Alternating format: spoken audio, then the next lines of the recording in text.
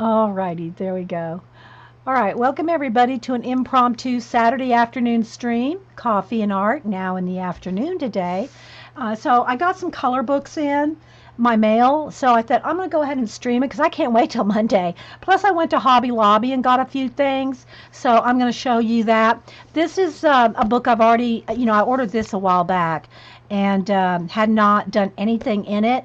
And I said, because in some books I try to use a certain pencil in this one, a different pencil in that one, watercolors in this one, Neocolor 2s in that one. Well, in this one, I decided that I would at least start just using my Crayola markers, and I reorganized them all into their nice little bundles. Sarah, stop singing, Sarah. You gotta have that song's gonna be stuck in my head. So I bundled them up, and these are probably, they come in a pack of 50, so this is probably maybe 2.5 sets all total. But I bundle them by color, and it's got a little dark with this, but we'll see how it goes when I start showing things. So I bundle them, like there's my purples, my pinks and reddish purples, my pinks, light pinks and flesh colors, dark blue, light blues, green blues or turquoise colors, and then here's light greens, dark greens, browns, yellows, oranges and reds, and grays. So I have them all bundled by, if I want to color, I just pick up a bundle like this. It's just so easy to me. And I do the same thing with my Prismacolors for the most part, is then if they're in a bundle like this, I can just pick it up and do this, find the color I want, pull it out, and there you go. When I'm done with it, just stick it back in the, yeah, I know, right? They do. I don't know why they started that, but that's true. They do. They will censor that, Ange. So anyway, yeah, so it's just real easy to, fan through your colors just like it is with pencils. You have them in a bundle. You can just do this, find what you want. It's just easy, right? And then the ones I use all the time, I've shown y'all, I just put them in, a tray like this. Is it too dark, guys? I can turn on another lamp, but I wasn't quite sure if it was too light or too dark because of the time of day.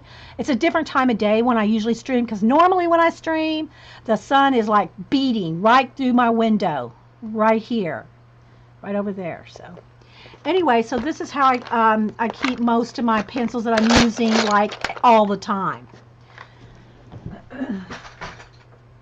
So anyway, that being said, what I've been doing is, y'all let me know if it's too dark. I'll turn on the other light because I don't know. I don't want it to flash out, but so what I've been doing in this book is I've been starting with using those markers. And what I've been doing is not like coloring one page, but just picking out different things that, like, let's say red flowers. So I take my red and I go through and just pick out all the red flowers that I want to do. And that's how I've been working in this, although I do have one page right here that I'm a little further along in. So this one, I did color the background black acrylic paint, and then did all the stars and the rays and all that coming out of the Sacred Heart. And that's all I've done. I haven't done any of these other little emblems around. Yeah, probably at least two, Jean. So this is one of the pages that I've got farther in. Other than this one, though, I'm just going to start flipping from the back so you can kind of see. This is already black. All the rest of the pages that you're going to see that are black were already that. The book came that way, okay? But we've done a flip of this before, and I know it's going to flash out because of the white. But so it's some pink flowers there and some little pink things there. Thanks, Jennifer. This one, the black was already on her kimono, I've added the red. Now I haven't done any shading. See, I haven't done any shading with this yet. I've just taken the markers and base coated it. And then what I'll do is, let me just grab a red here. What I'll do is I'll go in and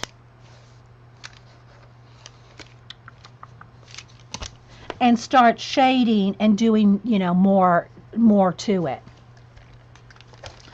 But right now, all the pages that you're going to see are pretty much, unless I say otherwise, just have a little bit of marker. And these are just the watercolor you know, they're not even watercolor, water-based Crayola markers. They're just the little Crayola markers. So, like, I just sat in front of the TV and picked up a red marker and went through. Then I might pick up, this was already black, a little bit of green. Now, before I really, I should have tested a little better. On this page, I was watching TV and not really paying a lot of attention, so I was really coloring hard. In other words, if you want to use markers like these Crayola markers on a color book page, and this is thicker, it's thicker than copy paper, but not much, okay? Not much thicker than copy paper. But, you know, it's usually fine when you use these as long as you're not scrubbing with them. If you go like 1, 2, 3, 4, you scrub, scrub, scrub, scrub, it'll start to go through. And this was the first page I did, and I wasn't paying too much attention, so it almost, see, it ghosted a little there. It almost went through. So after seeing that, then I was more careful. I didn't do a lot of layers, right? I just did, you know, carefully did one layer, and then now it's fine. I mean, the rest of the pages are fine. But you have to test, your Crayola markers to make sure that they're not going to go through. Of course, alcohol-based markers, it goes without saying, they will go through. So I've already done a flip through this book when I first got it, you know, when I ordered it. But I'm just kind of showing you, like here I did a little green bug, a little bit of yellow on the bee. So I would just pick a marker and just start, you know, doing little bits. And then again, this is the one that I've got the farthest on. It started out, I outlined this in the red marker and then shaded the rest with pencil. This is all marker and then a tiny bit of red. But it's yellow, orange, and red marker. Then I just kind of blend it a little bit with a little bit of red. And then all the rest of this is pencil on top of the acrylic paint. Now the reason you can do this, the reason you can do those rays and the stars on top of black is because it's acrylic paint. You can't do this on top of pencil. If I had penciled all that in with black pencil, you could not do those white, green, orange rays on top of black pencil. It just won't work. It has to be acrylic paint. So, yeah, so that's as far as I got on that one. And, yeah. Okay, so here we got, this girl looked like she was wrapped up in a lemon peel. I'm not sure if that's the idea, but I'm going to make it half lime, half lemon. So I did some with the lemon, yellow, and then I'm going to do some with the lime, because it just kind of looks like she's in a lemon peel, right? I'm not sure. So I'm going to do her in lemon and lime peel. I did a ribbon here, and this is a little tricky getting in there, I'll tell you, in the ditch of the book, but I did all the lacing and the ribbon in a blue, and that's all with just the light blue marker. And then what I'll do is I'll take a darker blue and start, you know, adding shading and detail. Let me just do one right here.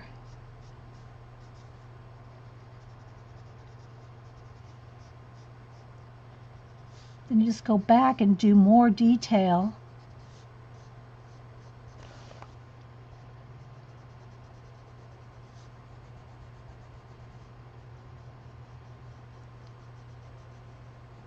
I'll hold it up here in a second. Hey, Lori. Before you're covered in glue. What are you working on if you're going to be covered in glue? just going to do this one ribbon here. So you can kind of see how you can base coat something with a marker and then go back. So like here's without any, and then here's with. So you see how you can shade it with a pencil on top of the marker?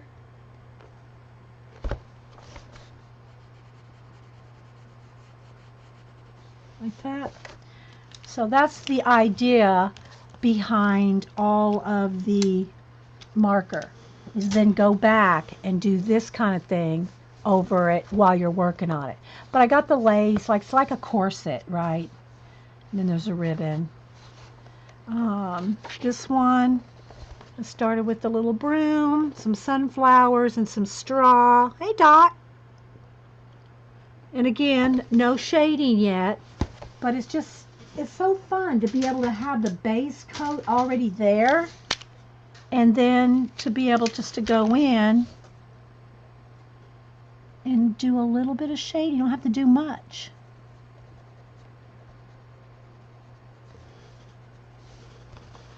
See, just that little bit right there. That to that. So that's my plan, man, for this book.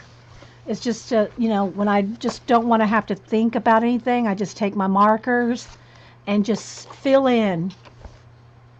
Now these were a light orange, and then I did go in and shade with the darker orange. That one. And then these little pea pods or seed pods or whatever kind of pods. Some kind of pods.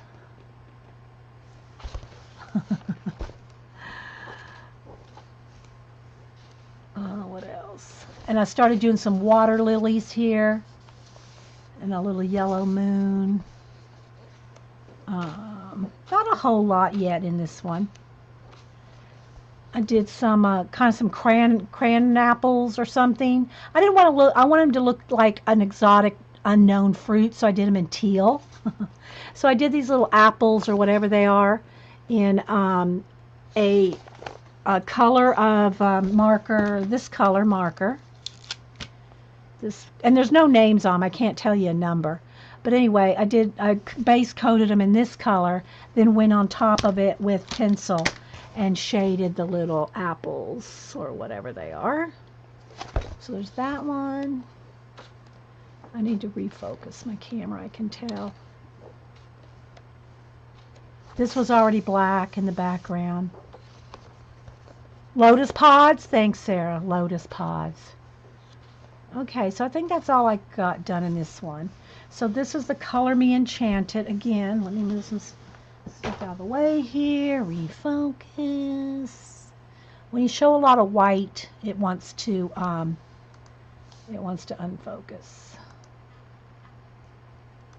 Let's see what I can do.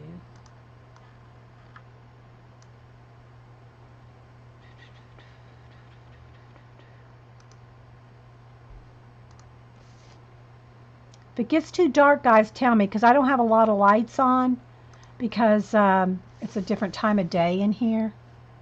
There we go. It just needs some propping up because of the lamp. So anyway, that's the one that I'm working in with markers, with the Crayola markers.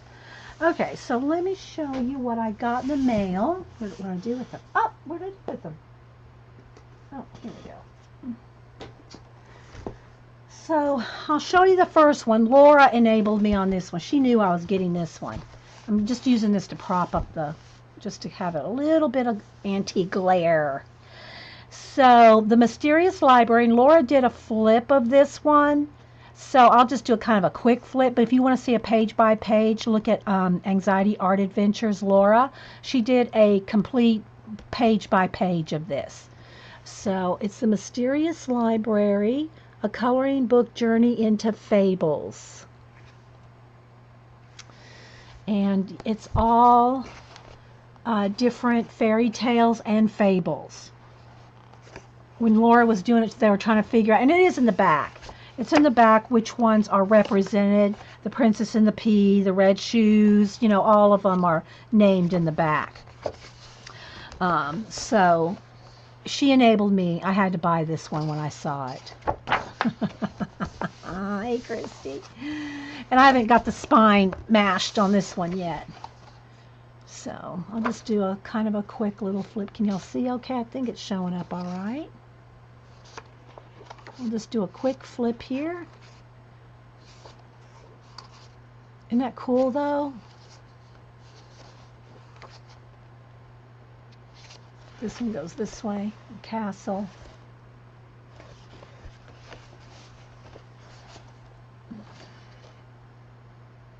Rapunzel. That'll be a fun one. Look at that hair there.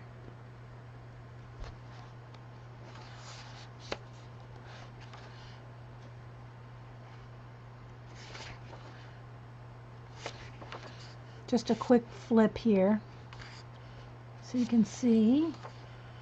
Isn't that cool though? Look at that. It's going to be so fun. So I'm blaming Laura on this one.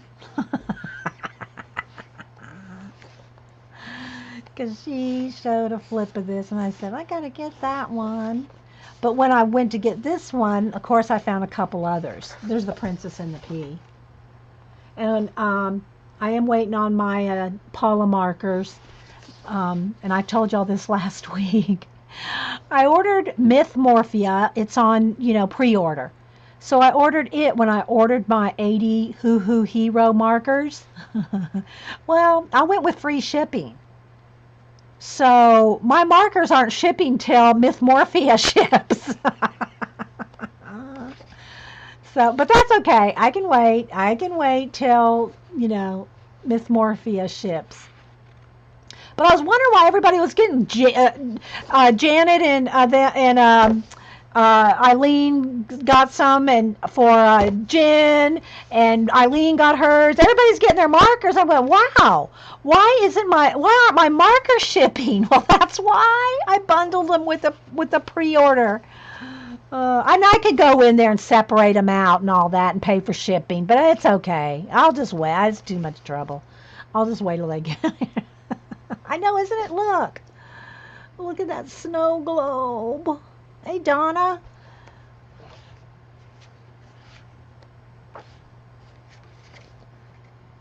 You ordered Myth Morphia? Yeah. I think the girls in Europe have got it already. I'm not positive. I did see somebody say they were coloring in it or something. But as far as I know here, it doesn't ship until the 11th from Amazon. Kirby's book. And so then here's all the different stories that are in there. So that's the Mysterious Library. Thank you, Laura, for the enabling. So these are the other two I got. And I haven't really looked through them because I just got them today. They came in the mail today, and then I had to go run errands. And then came back and ate, and then here we are. So I haven't even looked at these other than the 2 pages that they show you on Amazon. They show you a couple of preview pages, and that's all I've seen. So I haven't even really thoroughly looked through these, so we're going to be looking through these together. Sip of coffee. And then I have a little bit of a Hobby Lobby haul. A mini haul. So, yeah.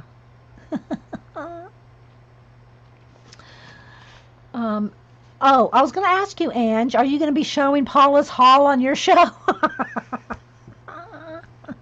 That's all I'll say. That's all I'll say. So it's Manic Botanic.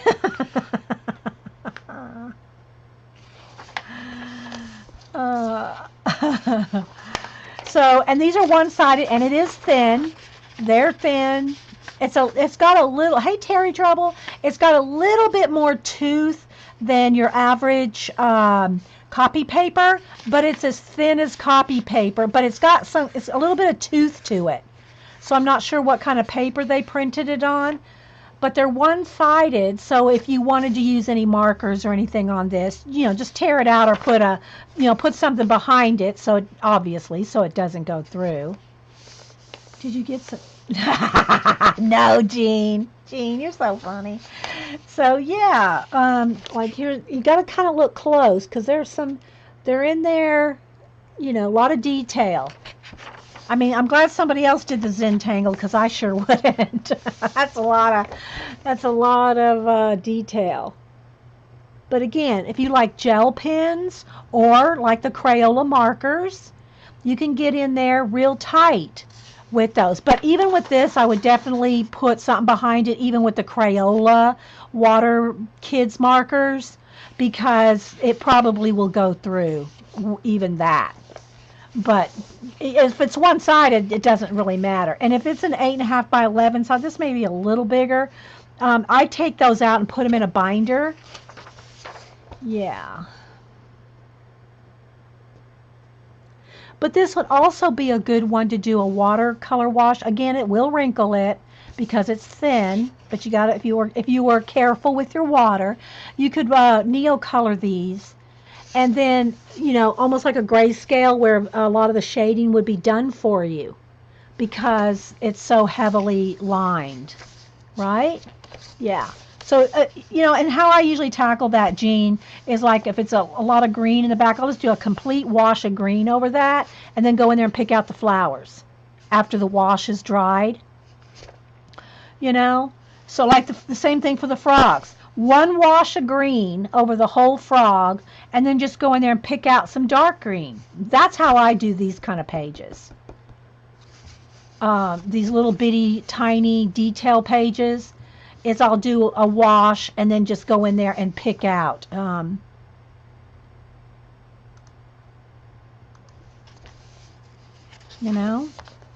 Here's an octopus. Same thing.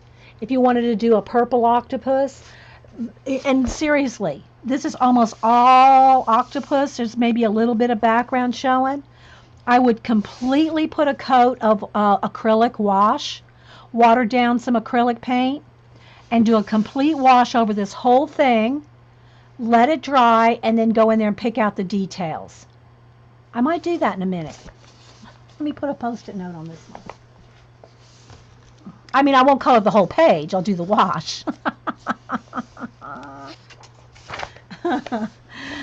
So you can do that with a big, a page with lots of detail like that. In other words, I wouldn't probably go in here and color every one of these branches.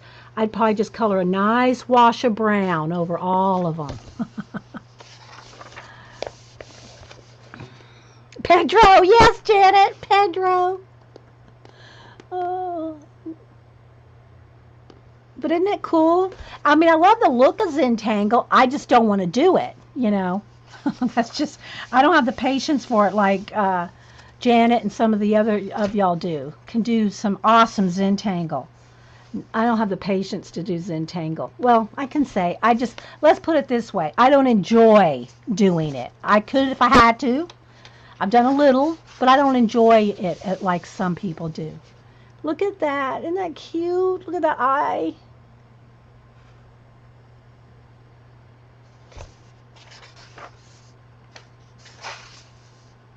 So I just want to show it real quick.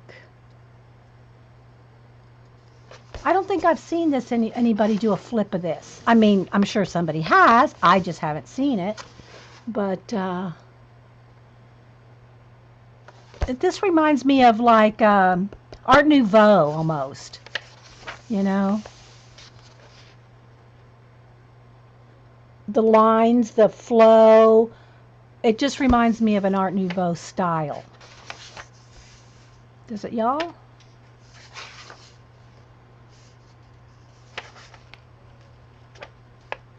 See a couple of lizards there, chameleons. Zentangle looks cool. I love the way it looks when I see it on something, but just to do it,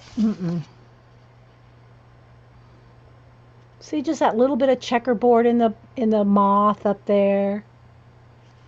Okay, Trey. It's Tree Moss, but I call her Trey. And the turtles. Look at these owls. The pine cones. Isn't that cool though, guys? And it's quite thick. Bees. There's quite a lot in this book.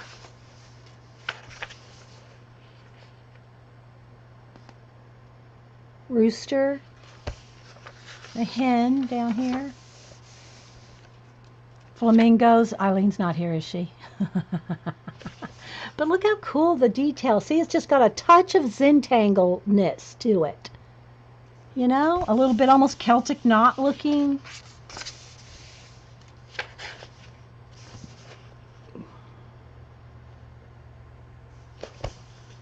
Thanks, Jennifer. Jennifer put the link in. Yeah, Manic Botanic.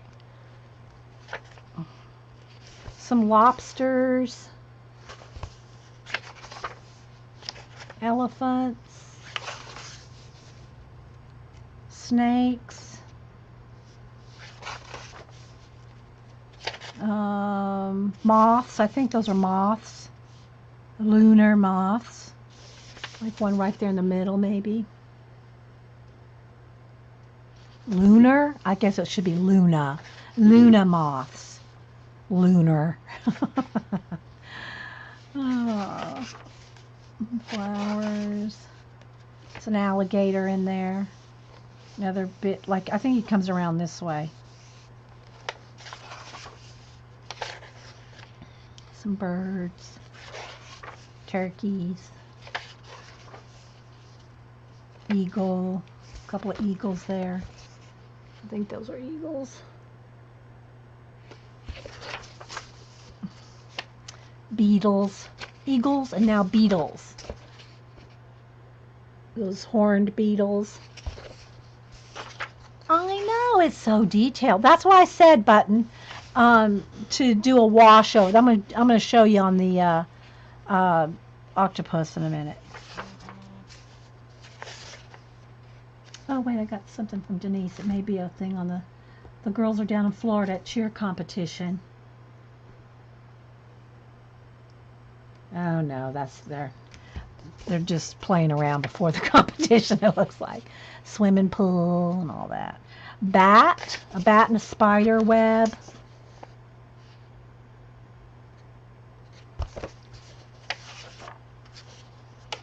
Some rhinos, like this one, look, it's looking right at you. Some little mice. A turnip. Cows or longhorn steer. Speaking of longhorn steer, on all the girls down in San Antonio, I hope they're having a good time. Jen, our Australian lady, and her husband, who are taking a 2-month tour of the United States. They went from San Francisco to Vegas to Oklahoma to Dallas. Now they're down in San Antonio. Then I think they're going to Louisiana. And then I think they're going to Florida and then back up to see me. I think that's the plan. I mean, wait. No, I think they're going up to Tennessee in that first. Because Jen's sister or somebody. I think they're going up to Tennessee and then back down to Florida. Then back up through Atlanta. And then over into Virginia and on up the East Coast. I probably have that all wrong. Don't quote me. Don't email me. That means so much these days. Some ostriches. These are good. These are cute. Hey, Kenny. Who else have I missed? I'm sure there's a bunch of people popping in I'm missing. Thanks, everybody, for popping in. Just an impromptu Saturday showing a couple of color books I ordered that came in today and a little bit of a Hobby Lobby haul, and we'll see. As long as it doesn't turn out to be Gilligan's Island 3-hour tour. Gee. Some seahorses. See, there's a lot in this book, isn't there?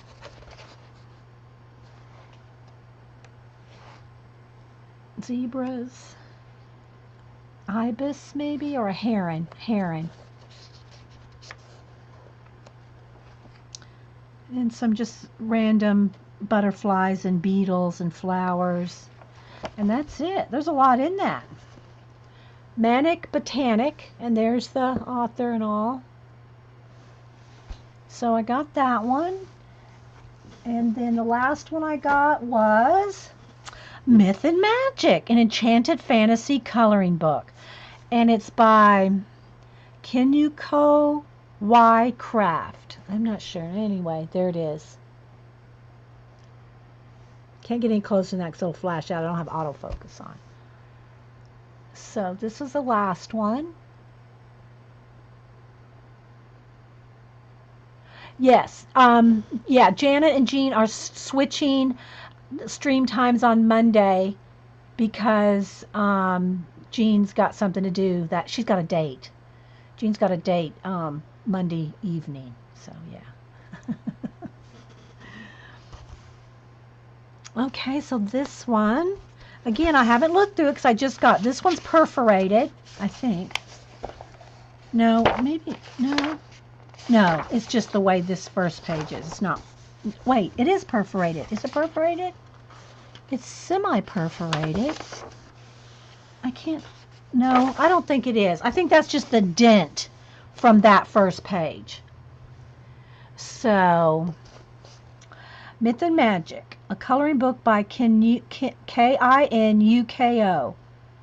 Kinuko Y Craft.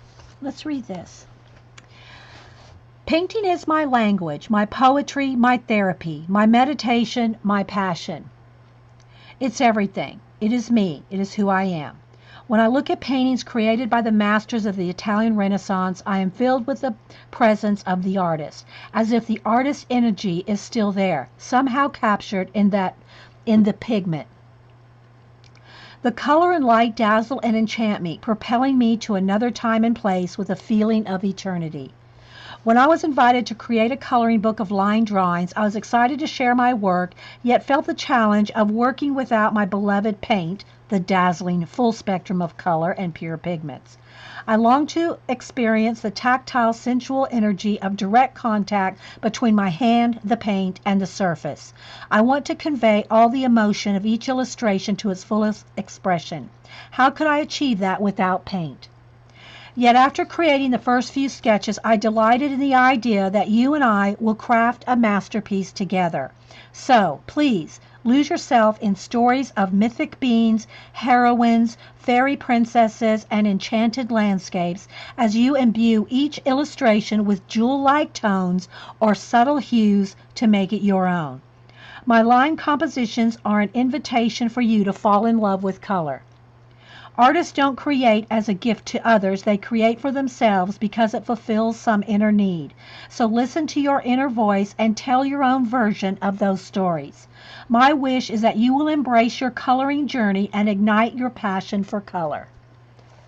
And then he or she, could be a she. I'm not sure if Kinuko is a girl or a guy. You can look it up, you know. Just got the book today. Okay, so on the back side of every page is a little emblem here. I just took a peek to see. And so they're all different fairy tales. Or fantasy, I should say. Not necessarily fairy tales, but fantasies. There's a dragon, a princess, and some other creatures. And so see, it's a different little emblem on the backs of the pages. There's a mermaid with a bell. She's hugging a bell, and she's also got fairy wings. I don't know that I've ever seen a mermaid with fairy wings. Probably have, but it's just not coming to me. But in that, look at the borders and everything. So, Janet, isn't it so illuminated, alphabet, illuminated manuscript?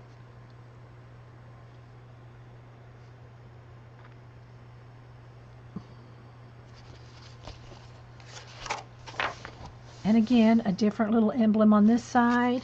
This is almost like Joan of Arc type warrior princess something.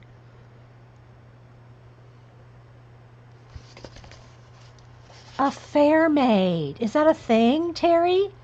Really? A fair maid instead of a fairy or a mermaid? Is it called a fair maid? I like it. Did you make that up, Terry, or is that a thing? And here's a little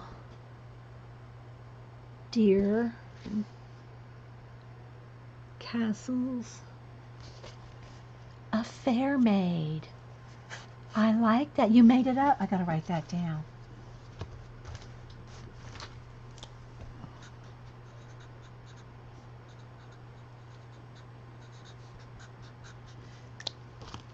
Terry Trouble, fair maid. I'm gonna put that on that page.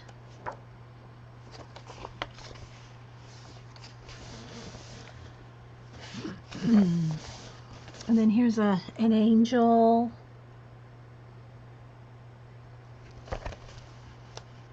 Yes. Yeah, I guess you could spell it F-A-E-R, Sarah. Yeah, F-A-E-R. Yeah.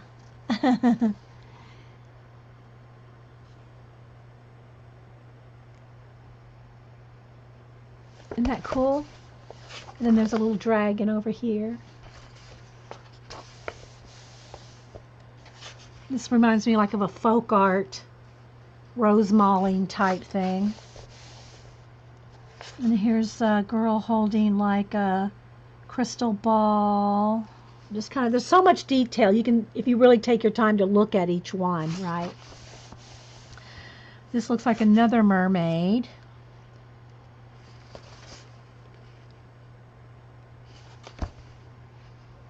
And then there's a little shell. Every side of this side has a different emblem. This is a tiny one. This is a tiny one. And this is one that would be hard to do a complete wash on because you'd have so many different... Ooh, now this is kind of creepy. This is a half girl, half leopard. I'm not sure I like that one.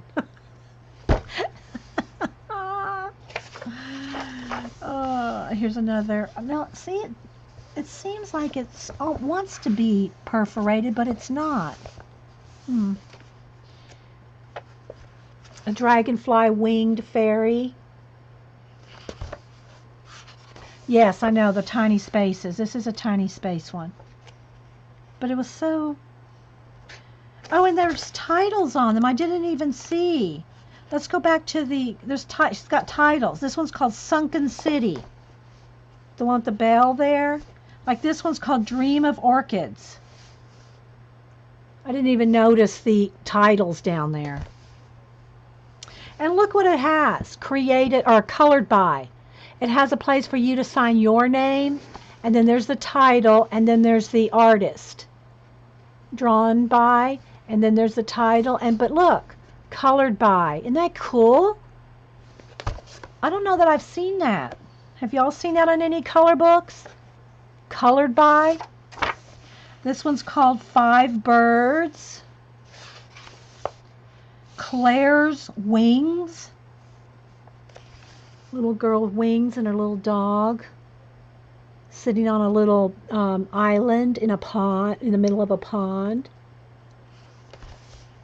Isn't that smart? Unicorn. Oh, see, it is perforated. Okay, they're just so... That's a tight perf. It's such a nice perforation because... You know, when they're really open-spaced perforation, they tear real easily. But I just accidentally kind of pulled up on it, and it started to tear. So it is perforated. But it's such a tight perforation, you can barely see it.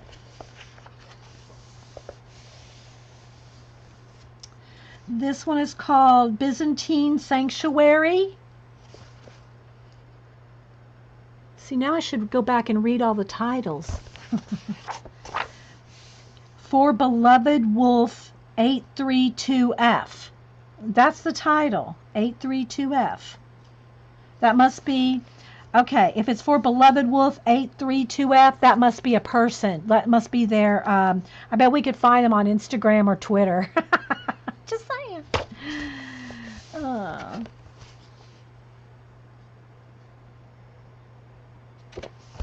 Yeah, I do like that color by. Isn't that cool?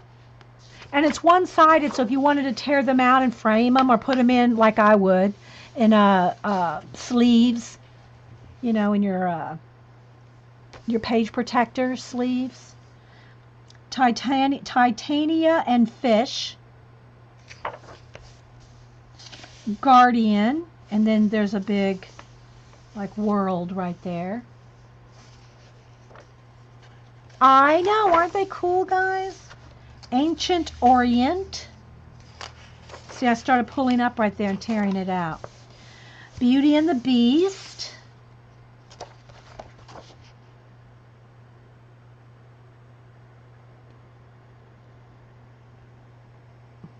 There you go, Jean. Jean's gonna go see that. Yeah.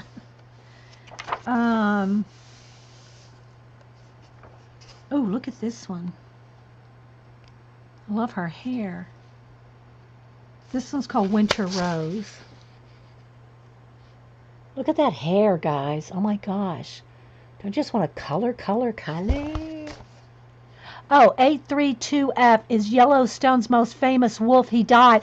Oh, Jean, I did not know that. I got to write that down. 832F,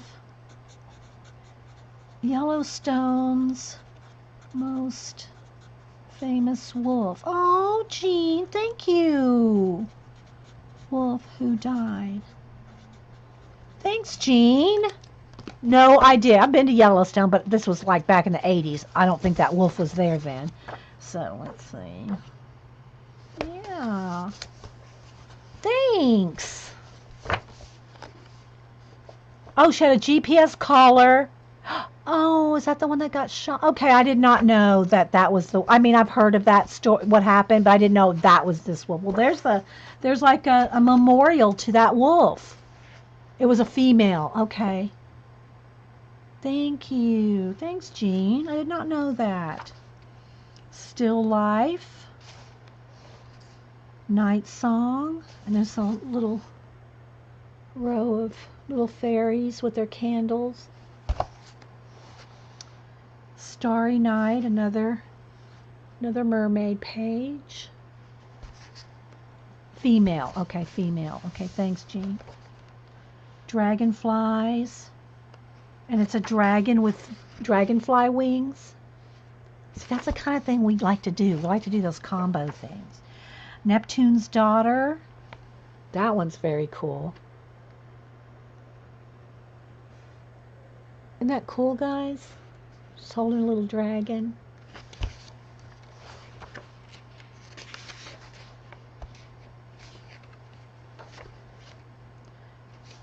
The Griffin and Angel.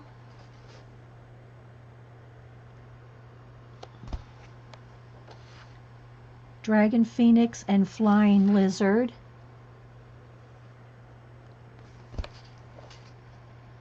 Beloved. It's a little unicorn and like a butterfly fairy. This reminds me of that tapestry. Leslie's Feather Tree. Chinese Angel. So pretty.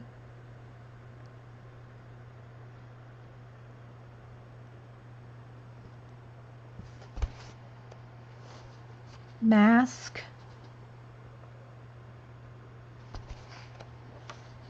Snow Sprite.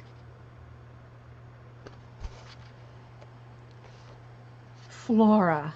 I think this is the last one. Those eyes will be fun to do. I think that's it. Yeah, the end. Isn't that neat? It is a little detailed. It would be a tricky one. But so was this one that I showed. So these were the 3 I got in the mail today. Okay.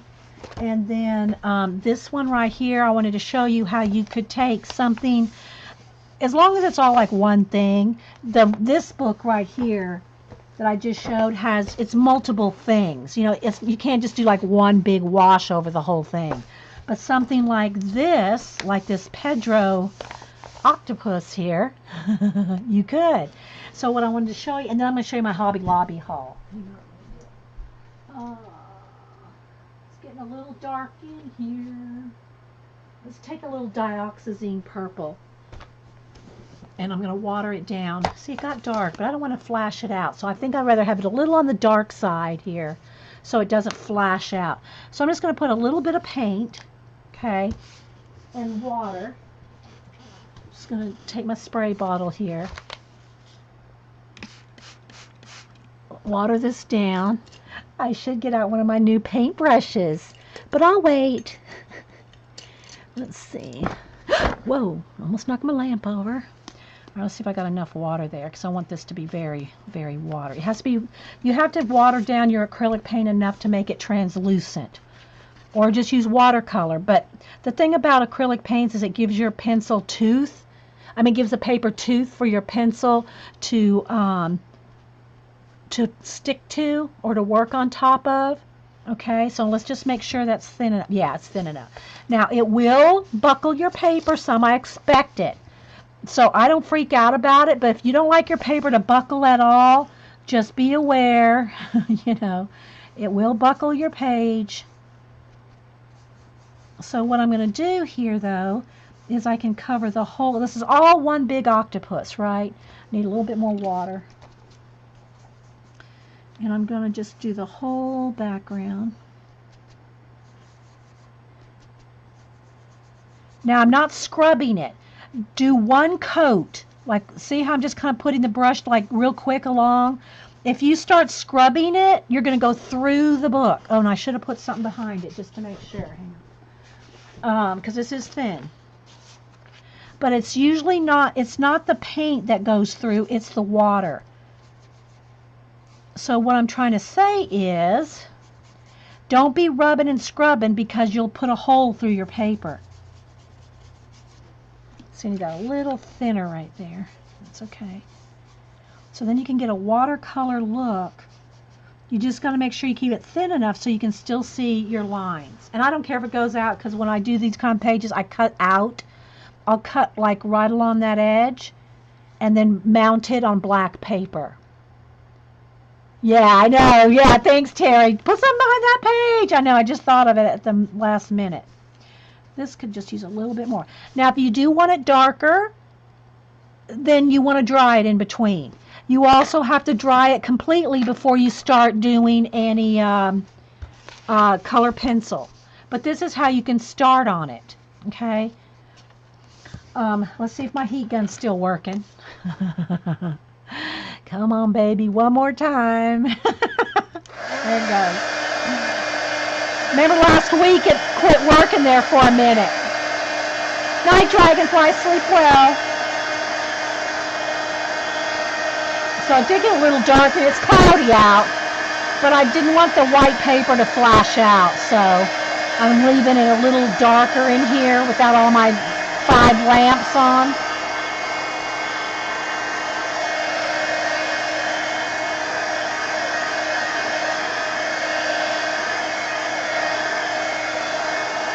So real quick now, I'm just going to do a quick little demo. We'll color it in better later. Let me see here. Grab a couple pencils. See which one of these I want. Okay, let me sharpen this white.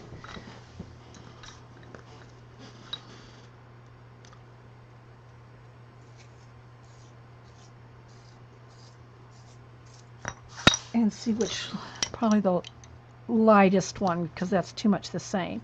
All right, so now what you can do, let me sharpen this one too, is you can get in here now and start coloring and adding detail. And you already have a nice base to work with.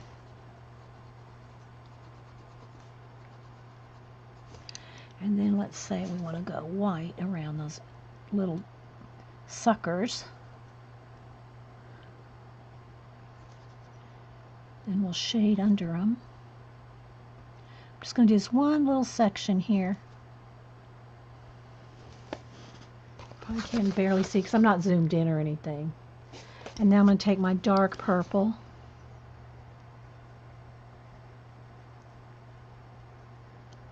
Just so you can see that you can work on top of an acrylic base so much quicker than trying to do this all from scratch with pencil.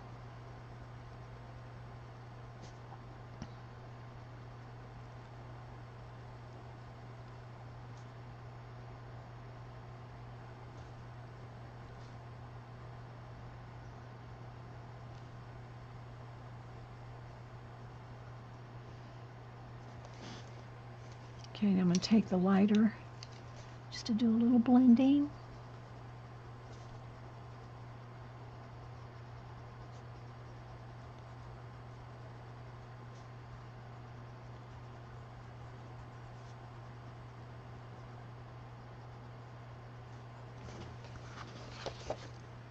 Missed a spot right here.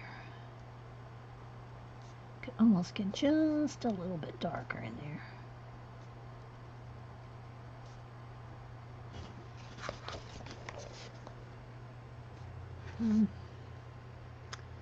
Well, I can't show you too much. There. See? Can y'all even see that? Right in here where we did all the coloring.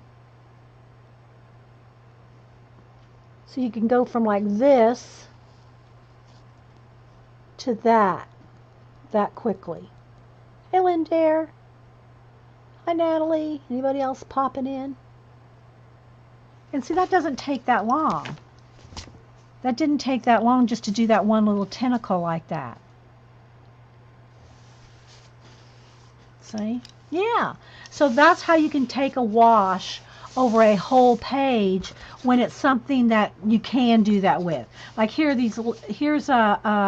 frogs. I could do the same thing with that, all green. Paint that all green, even practically all this. And then go in, if you want a little blue sky, just go in there with blue pencil on top of the light green. See? So you can, this is the kind of book that kind of thing will work on. Again, you could do this all yellow, green around the edges, green down here, and then just do the bird different, you know.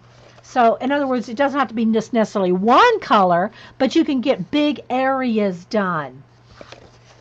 Jean Green! You can get big areas done with a wash. Okay, and then just go back in there, and even if you want even brighter white, you could get your Posca.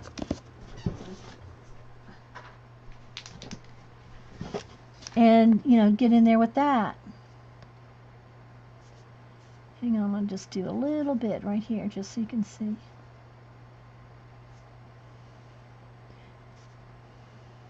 And Orla did send me some Poscas for my birthday. I have used a couple of in a brown. There's some good colors. I haven't really perfected them yet, but I have used them. So you can see, you can get in there. I got it a little messy, but you can just go in there and fix it.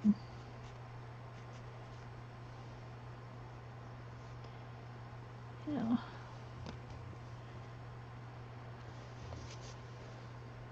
So yeah.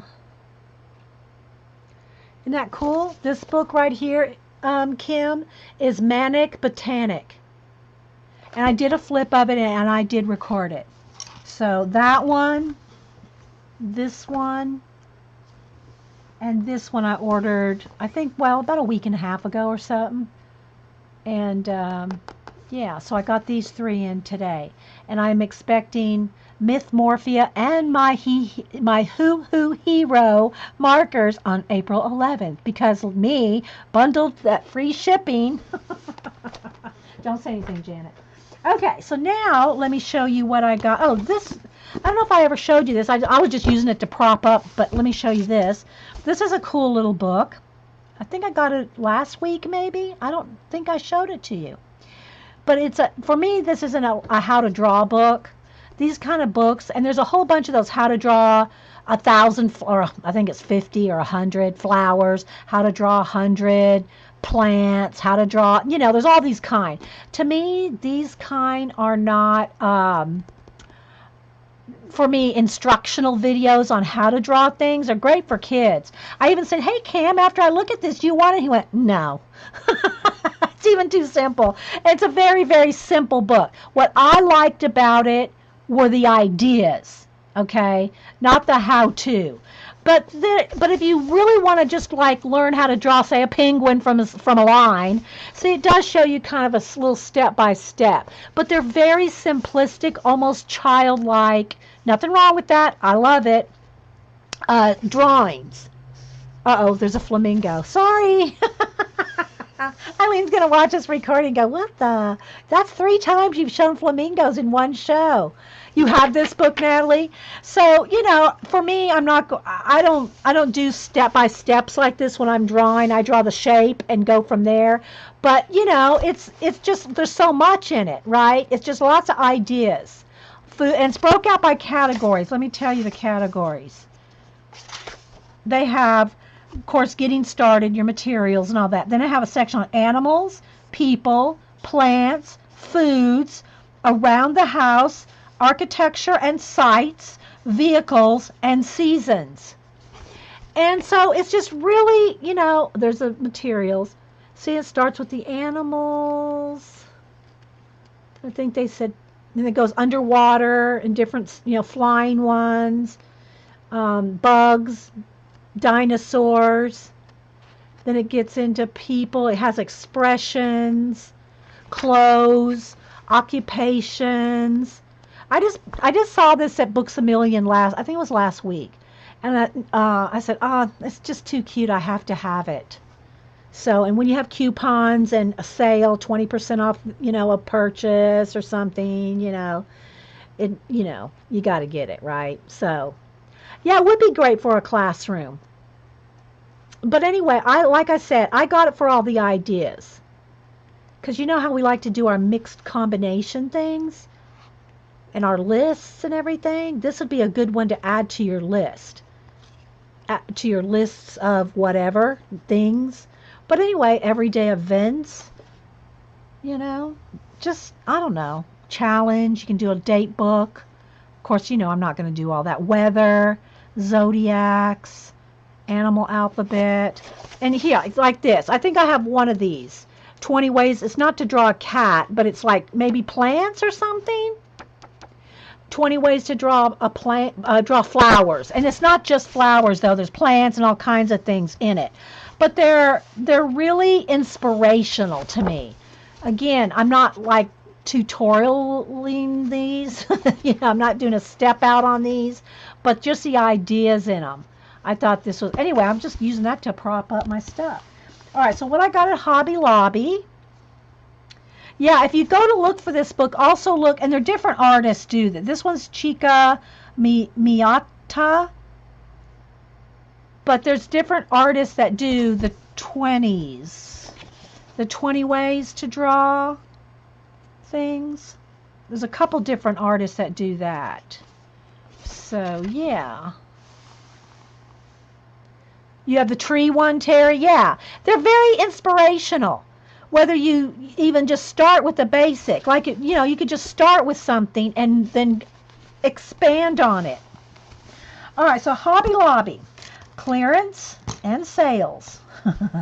So all their single brushes by Master's Touch, that's the Hobby Lobby brand, were 50% off. So I'm going to unbox them here with you as well.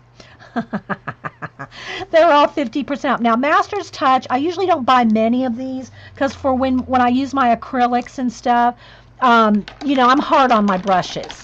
I usually buy the craft brushes, which I'm going to show you. I bought some of those too. But I just buy, craft brushes. And usually I like the plastic handle ones because they'll never, wood ones can chip. Yeah, Jean likes brushes. She just got into watercolor recently, and so now none of these are very expensive, Jean. And I did not buy watercolor brushes. These are just mixed media, general, and that's usually what I buy. The white synthetic ones, they last a good while, but I'm rough on them. Look, I don't know if you can see that. Look how flared out that is. That's a flat angled brush. See? But for what I do with them, I'm not very rarely, and I do have nice brushes if I ever want to do oil painting. I have some nice watercolor brushes. I don't use those for when I'm doing my color books, and you saw me slosh on that wash of purple paint. That's all these kind of brushes. Occasionally, I'll get a Master's Touch when I want a liner brush. Like this. Okay, so I have a couple. Here, these are Master Touches. They're wood. They're nice, but they're nicely coated with a varnish, so they're not going to peel apart, right? Did you manage to get? No, I looked at the stickles. They had the packs of Christmas colors and stuff like that, so I didn't get them. I didn't get the stickles. But these, I love. These are my favorite liner brushes. Look how long that is. See how long those bristles are? And these are the Master's Touch. Now, because I have 4 or 5 of these that are still fine, I did not buy any new liner brushes, but they were all 50% off. And I think today's the last day, and they're closed on Sunday. So anyway, this is the first time I've been to Hobby Lobby all week. Or in a, let's see, how do I get them out of the little, okay, I got to get some scissors. I think they have a little thing to tear on the back, but I'll just rip it with the scissors. I haven't been for probably 2 weeks to Hobby Lobby. I went to Michael's about a week and a half ago, maybe. So, yeah. So I bought 3 of them. I'll tell you the prices and which ones I got. So and like I said, all the Master Touches are 50% off. So yeah, Jean's laughing at me. You haven't been all week. So this one is normally $7.99. So I got it for $4. And they're nice, guys. You know, this would be a nice watercolor one. It's very soft hair. You know, knowing me, though, I'll probably plop it in some acrylic because I didn't pay a lot for it.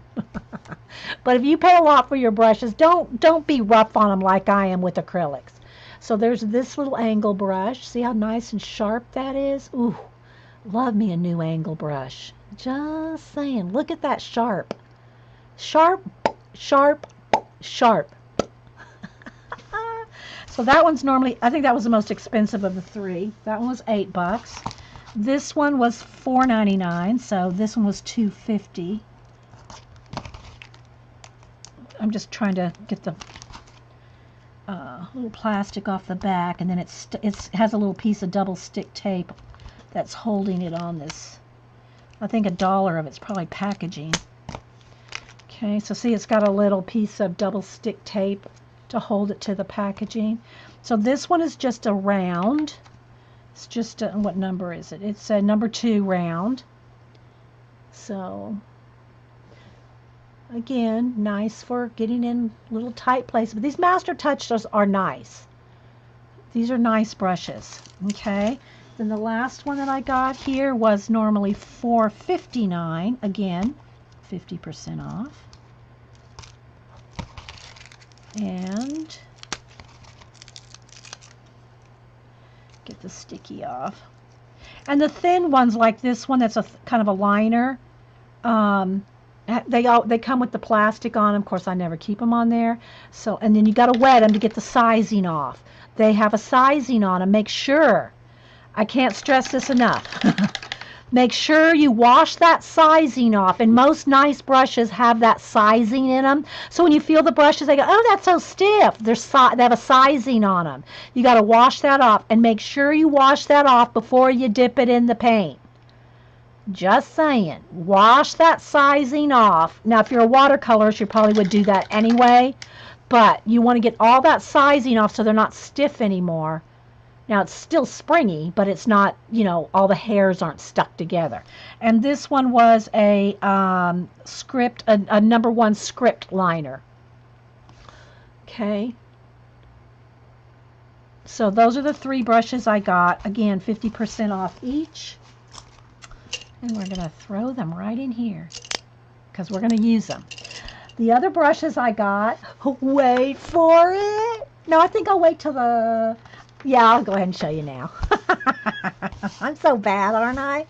Okay, so then I got some more brushes. This one I used my 40% off coupon on because this pack, and again, this is probably the most that I've ever spent on a pack of brushes. Okay, and it's because I'd never seen this pack before. So it's $24.99 for the whole pack of brushes, but I used a 40% off coupon. So I got it for like $14.99, something like that. Bam! Because I love me some white acrylic. The white, you know, the white. The acrylic. What? No, white Talcon. White, they're acrylic.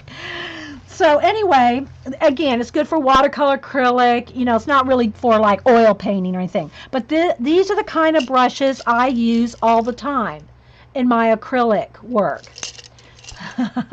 I know, right?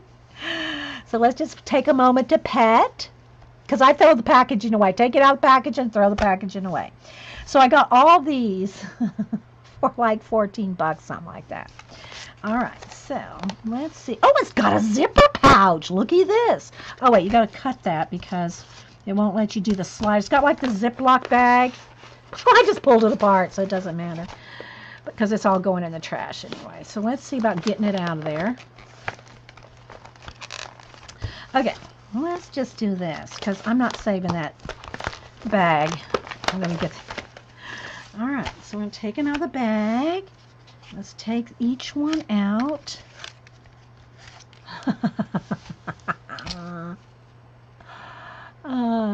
Langnickel have good brushes. Yes, they do. These are they're decent brushes. I'm telling you, Royal Langnickel has decent brushes, and they're those springy white acrylic stuff. You know, and they're just excellent for acrylic. Love.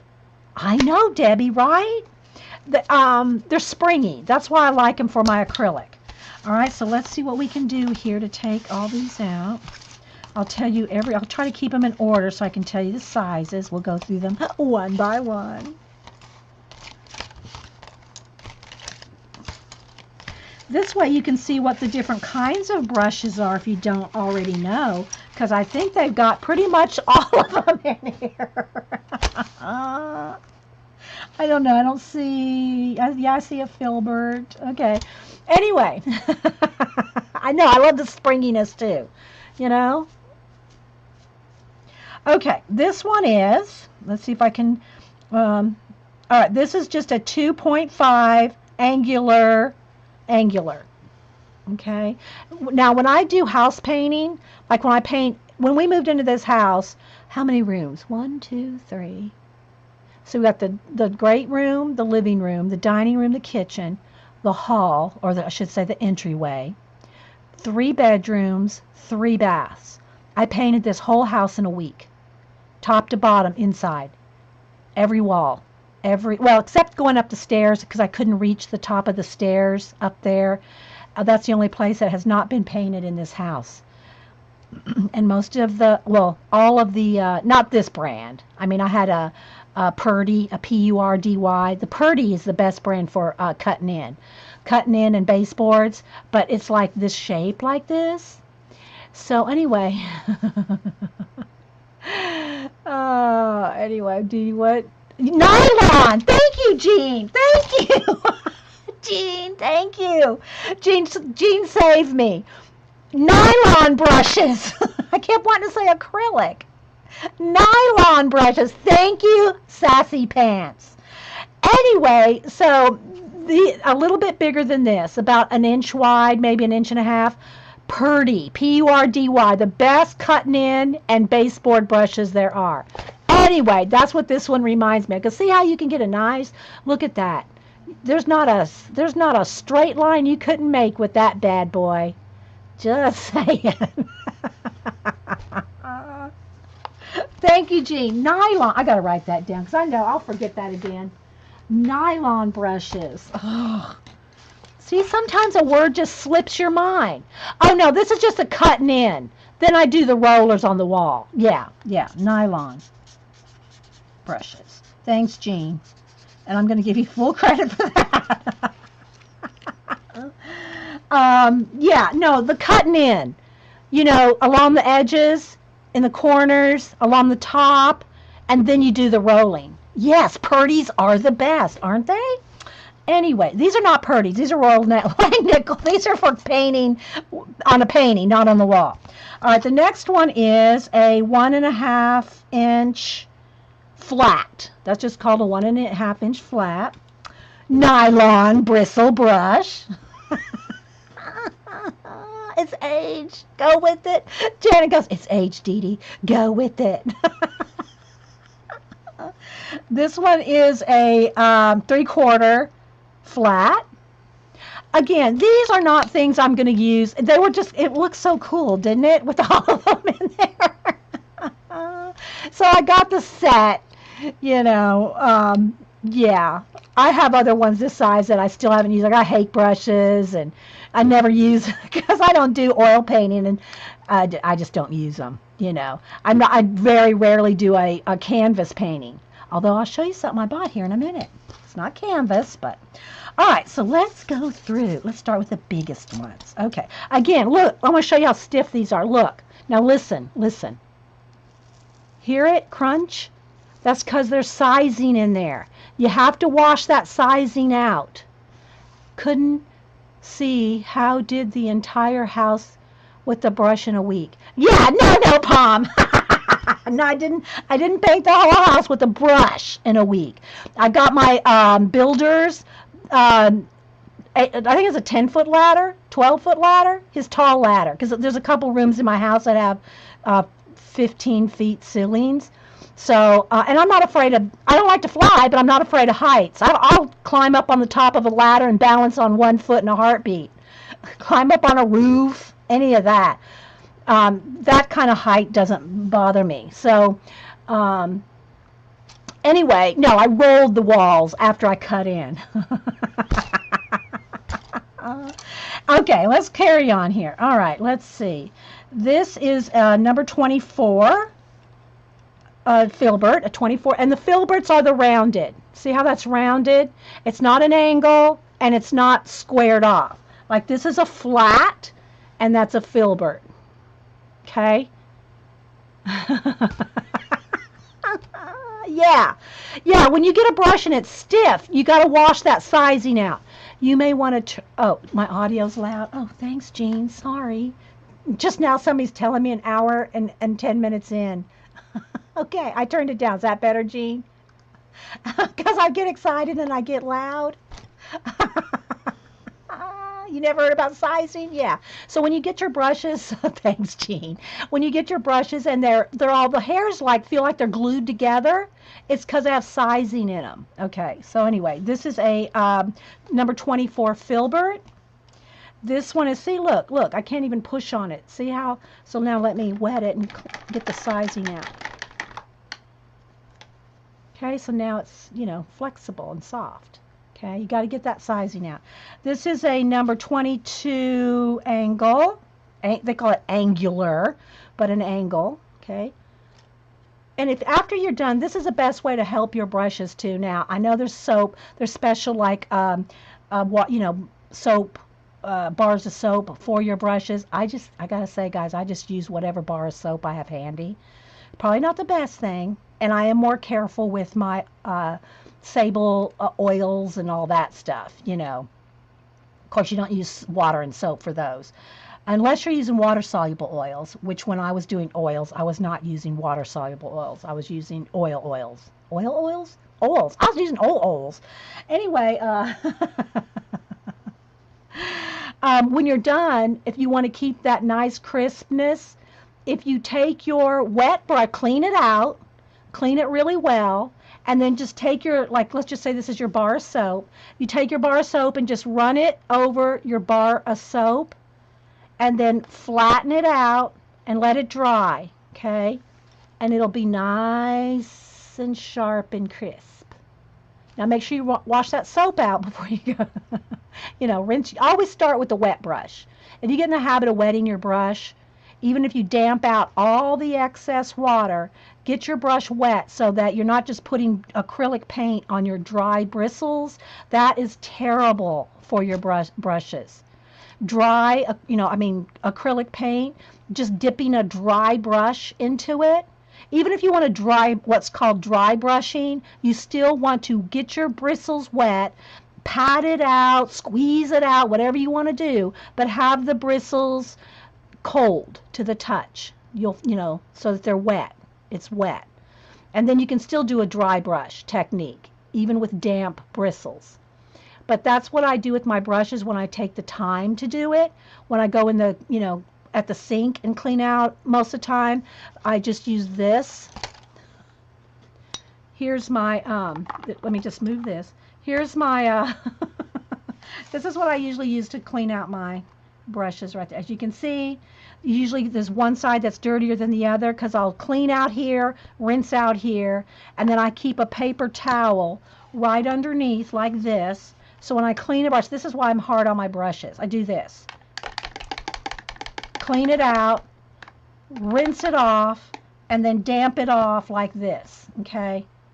And I do that every time I clean a brush. Now, if after I did all that at the end of the day, if I would take this and do the soap thing and get a thing of soap and smash it out, my brushes would last a lot longer. Although I gotta say, Darcy Glam, when she was here, she said, oh my gosh, how do you keep your brushes so clean?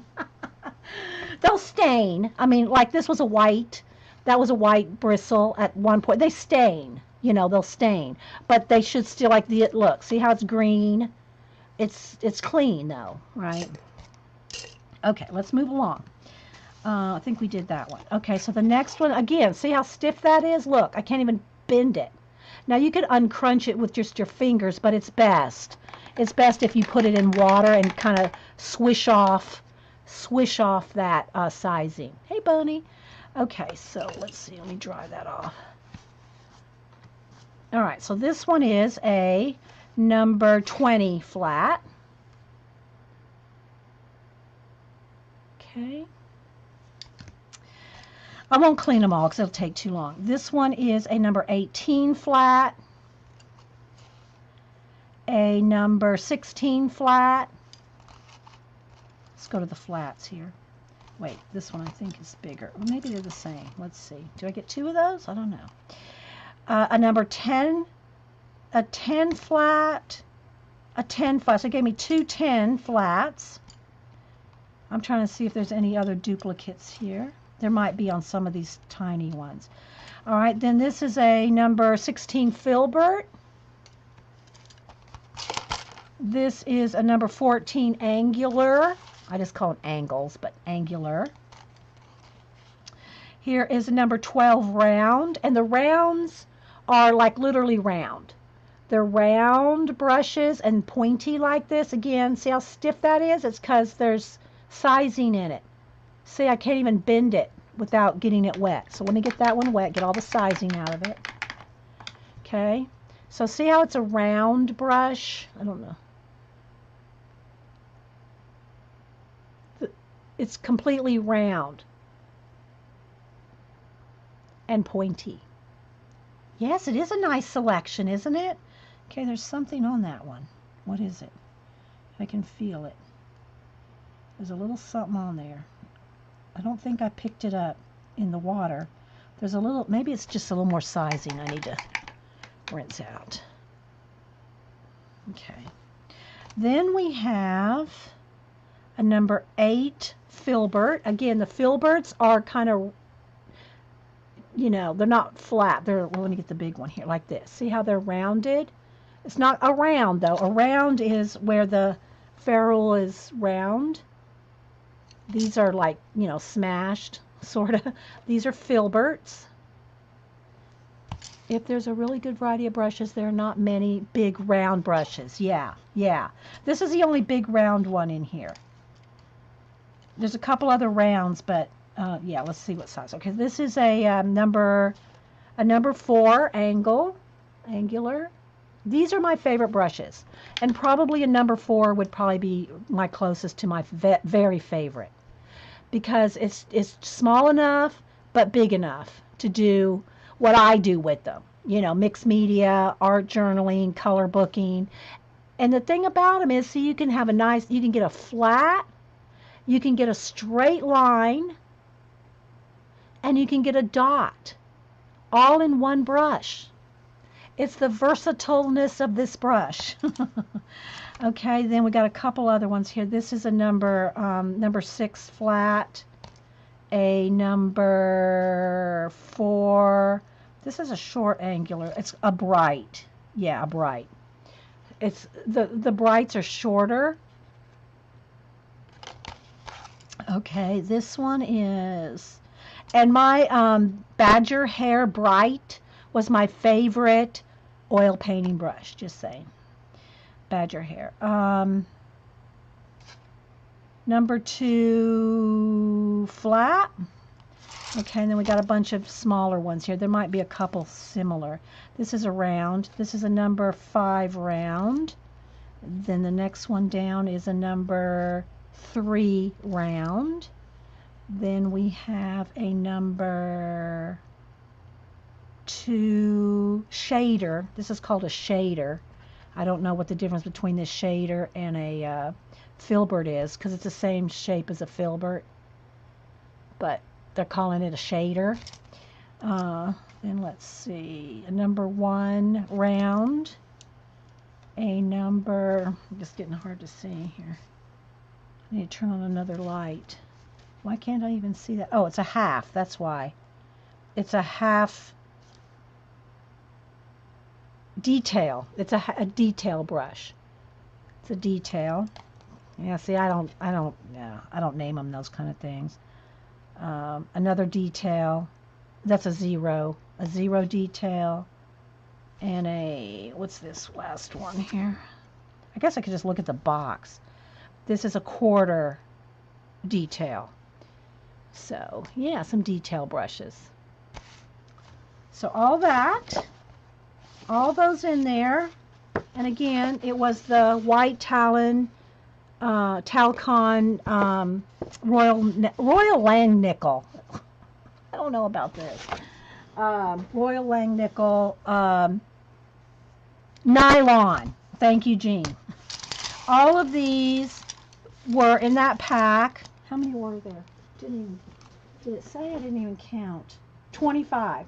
25 brushes for $25, but I had a 40% off coupon. So I got them all for about 15 bucks. Yay me. And they're all not going to fit in this jar, because this jar is already, these are the ones I'm currently using. I've got like 5 jars like this in a big box, and my rolls of brushes. These are just the ones I'm using right now.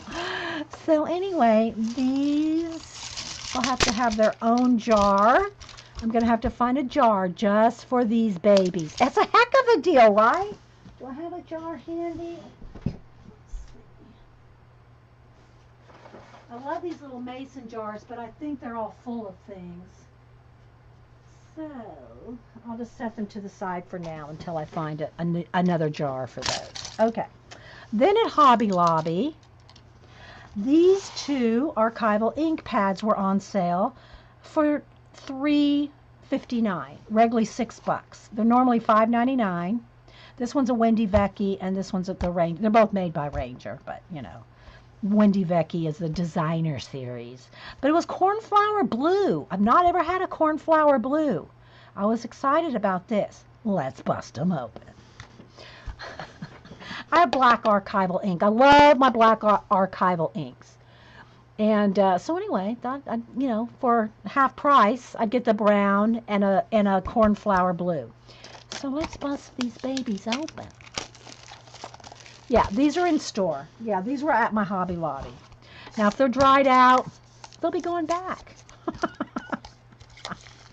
I actually have never, I have to say, guys, in all the years of buying ink pads, knock on wood, click, click, click, I have never had a ink pad that was dried out when I bought it. Just saying, never have. Let me move this book out of the way. All right, so let's find a piece of cardstock. Oh, wait, what else did I buy? Oh, I'm not going to test the ink on this, but I want to show you this. This was some illustration art boards. There's only 10 in here, normally $20, on clearance, $11.99. So I could not pass up these art boards. Don't ask me yet what I'm going to do on them, but they're thick. They're like matte, like a frame, like mats. Like, you know, you frame your mats, but it's even almost a little thicker than that. So let me pull one out of the. See, I'll probably have to get an X-Acto knife. I don't know if I can do it with a scissors. So let's see. I want to cut one out. I want to just take one out. There we go. All right, so let's do a little examination of these illustration boards. So anyway, I have, now Hobby Lobby used to sell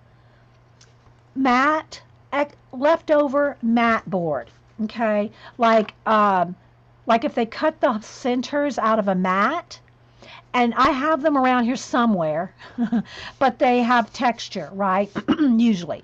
And then usually the back side is smooth. If you've ever seen a mat, you know, like you frame something with a mat, y'all know what I'm talking about. One side usually has a texture. Sometimes they're smooth, but they usually have a texture, and the back side of those mats are usually smooth. And Hobby Lobby used to sell them in bundles, like 5 by 7, 8 by 10. I don't know if they went, and 12 by 12. And they would sell like a stack this big for like, I don't even remember, 5, 7, 8. I don't remember because it's been some years since they had them. But when they were, I'd get them all the time with a 40% coupon. So I'd buy stacks of mat board for nothing, and then they quit selling it. So somehow I think they got wind that they were onto something with that stuff. And quit selling it because it was just in bulk. Like they just had it like shrink wrapped. It wasn't even like packaged in like, you know, any kind of brand or anything. Yeah, well, yeah, some of it, they're kind of well, they're not really these are not canvas at all, Jean. These are smooth. And the mat board that you frame things with, some are textured and some are smooth, right? But what they were selling was like the insides. Like they'd cut a mat, right? And the centers. They'd have stacks of them for sale, just shrink wrapped for like $5, $8. You know, probably the 12 by 12 ones were maybe $8 for like 50. I mean, I'm talking stacks. And yeah, so yeah, but they could have recycled them and sold them to us, Subin. So, and Subin, are you the Subin that I follow on Instagram that makes those dolls? I wanted to shout you out if you're the same Subin. Are you the Subin that makes those dolls? Because I got to show that. Let me find that picture. Tell me if you're that Subin, because these are awesome, and I wanted to shout you out if this is you. Let's see. I saved one of your pictures. No, I'm thinking that's a Sue. Are you Sue B? Okay, Subin here. Are you Sue B on Instagram? I'm still going to show the picture whether it's you or not, but yeah.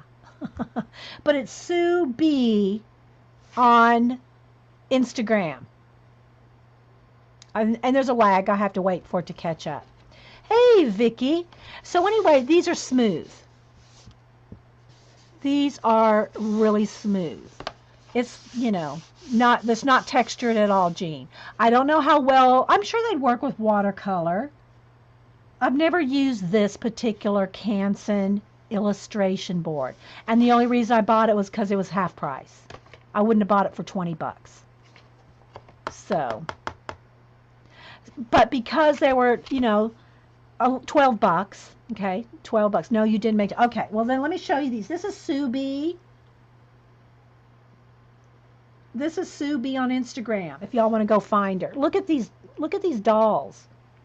And I thought, is that our Subin? But it's somebody else. But look at these little dolls. Yeah, that's Sue B, B-E-E on Instagram.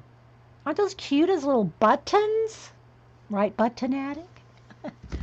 Okay, so I just wanted to shout that out because I wasn't sure if it was you. Okay, so anyway, these are perfectly smooth. I've been streaming an hour and a half, Vicki, and I am recording. It's Color Book and haul. This is my right now. This is my Hobby Lobby haul. Yeah, I'm sorry, Vicki. Aren't those cool? So anyway, it's 10 of them, and see how thick they are. They're thick like your mat board. It's like it's heavier than, or at least as heavy as our chipboard.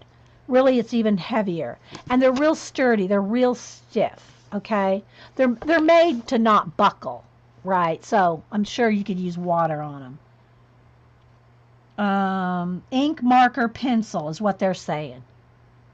So, you know, watercolor, maybe, you know.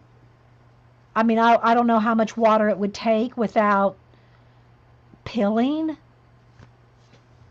but it's Canson. Yeah, so I got these. Now, I do have my cheap mat boards, like literally the kind that you mat paintings with, stacks of them put away somewhere. I hate to say it, I cannot find them. They are probably in my shipping closet, where where I store my packing stuff. So I'm thinking they may be in there. You can get these from Amazon? Okay. You would have to put a ground on it for watercolor, Jean is saying. Yeah. Well, what I'll probably do, maybe on Monday, Jean, is I will take one and we'll do experiments on one.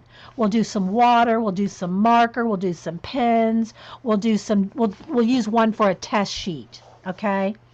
So again, they're Canson, maybe that's some of the same kind of thing they use for matting.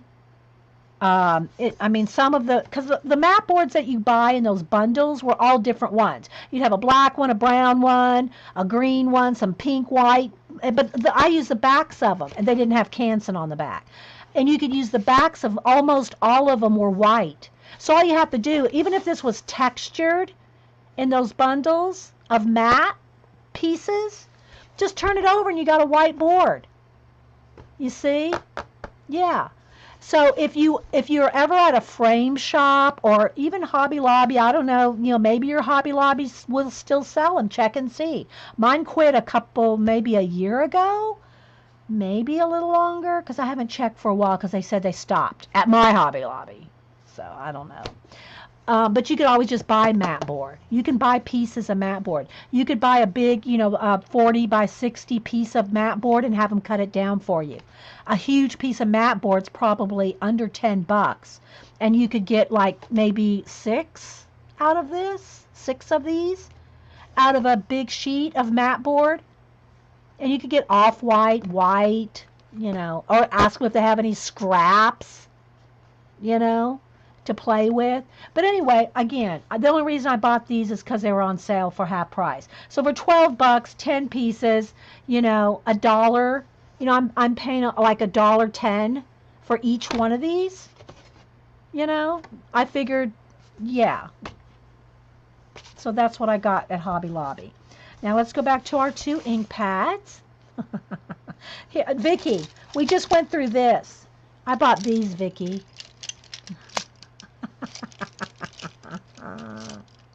I just showed each and every one of these, Vicky. You missed it. Okay, so let me get a piece of just cardstock to test this out on. I never can find a piece of anything when I need it. Here we go. All right, and here's a piece of something we use for something.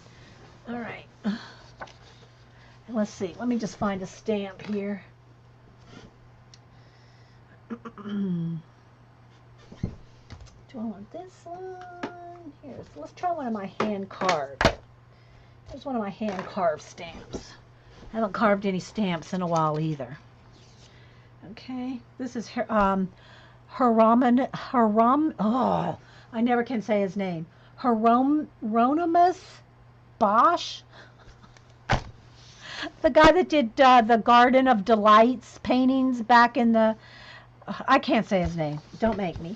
Okay, I have to think about it. I can say it. Okay, so here's the brown one. So let's just... Ooh, it's nice and juicy. Let's just juice him up here. And usually it takes 2... I'll stamp this big. It'll usually take 2 prints to get it completely juiced up. So let's just make sure. Hieronymus, is that right? Hieronymus. I know someone's going to message me in the comments on YouTube. Hieronymus. Okay, let's go on this. All right, so let's just test. And I think this, well, you know what? Where's my stamp pad thing? Here. Let's do it correctly so Rach0113 doesn't yell at me. I got my old stamping mat here. All right, now it's probably a little dry. Character in the Michael Connelly. Oh, that's also a character in your Michael Connelly novels, Jean? I don't think I've read a Michael Connelly. Although Jan, uh, Quail Hill Jan, she knows how much I love Cadfael, and she, even when she went to uh, overseas and got, let's see if I can print this. Hang on, let me concentrate a minute. I'm going to stand up and put some pressure on it. Got me Cadfael, went to the monasteries and places that were based on Cadfael. She told me about another series I'm going to look into in the same time frame as Cadfael, but it's a nun. Oh, I can't wait. Okay, so let's see here. Yeah. It's kind of a red. It's kind of a plum. It's plum. It's not brown. I just went by this. It's plum, which is fine. I don't have a plum one either. So there we go. So he was named after the artist. Okay, all right, Jean. I didn't know that, but I bet I'd like those books. I bet I'd like anybody named after him. I'd probably like those mysteries, Jean. I need to probably write that down. Okay, so there he is in Plum, Mr. Plum. Or is that Mrs. Plum in the conservatory? Okay, now I'm going to get a baby wipe to get the excess ink off there. Am I saying it right, Jean? Hieronymus? Hieronymus, I think. Hieronymus. I think I'm saying that right. And it's a permanent ink, so it's, once it dries, I don't care if they stain. I still have some wet here, but these are permanent, so once they're dry, it's, won't go anywhere. Just like that's why he's black ink, because I've used him so much with black ink. Hieronymus. With the candles, yeah. Well, yeah, it says plum on there, which I didn't even pay attention to when I bought it. See, it looks brown, right? Doesn't that look brown? Same author as a Lincoln Lawyer. Great. Oh, what was the name of Jean again? Tell me the name of the, because it's scrolled off. What was the name of the author again? I'll write it down.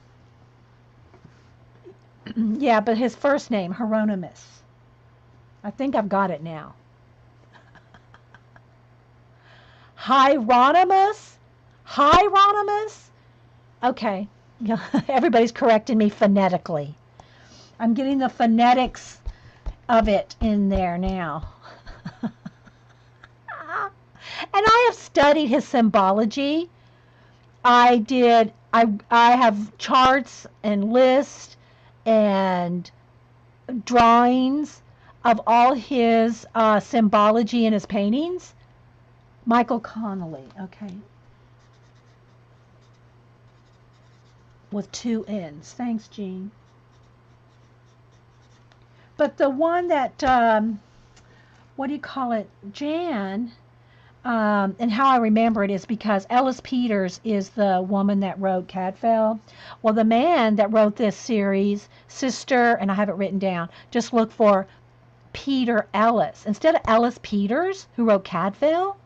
So I'm not sure if Peter Ellis is his real name. Maybe. I mean, that's what he is if you search him. But he wrote a series on Sister, and I can't remember who it is. But it's about a nun. It's in the same time period as Cadfael. Thank you, Terry Trouble. All right, so now let's do the blue. And then we're going to do black. Just call him Ron. Vicky said just call him Ron. Anyway, if you have not seen his art, it's all kinds of symbology. Anyway, all right, moving on.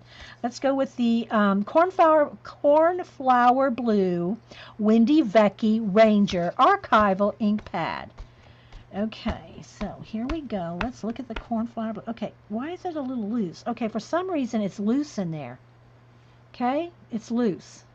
Like it needs to be glued down. Well, let's take that off and look under there. It looks like, I was wondering if it was double-sided tape, but it just needs to be glued down. So I'm going to just take my Aleene's Tacky, and let's make sure this is glued down really well. Now, of course, it's not going to stay glued. I mean, it's not going to dry right this second. But I want that, I don't want it moving. I don't want it moving when I'm trying to use it. Now, let's see if I can still, maybe I'll go this way now. That'll put some pressure on where I glued it too, right? But it was kind of shifting. Let's see if I can get the whole thing here. I'm looking at it now. Don't email me if I don't get this one stamped well. Anyway, I hand carved this guy. I hand carved Ronnie when I was studying all his symbology. Okay, let me stand up and put some pressure.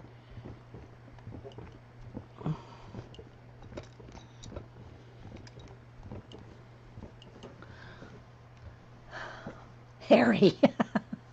Yeah, so that's a pretty cornflower blue. There's a couple little bit of purple still in there. But that's a pretty cornflower blue, isn't it? That's nice. I like it. It's now that I've, really smashed down the glue underneath, it's probably good to go. Cornflower blue. And anyway, I got these for $3.25, regularly $6. So, yeah. I don't have either one of those colors, especially plum. I thought I was buying brown, but I got plum.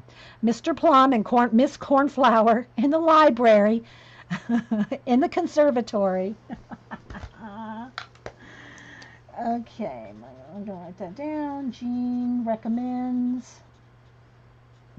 Okay. All right. Now let's do him in black.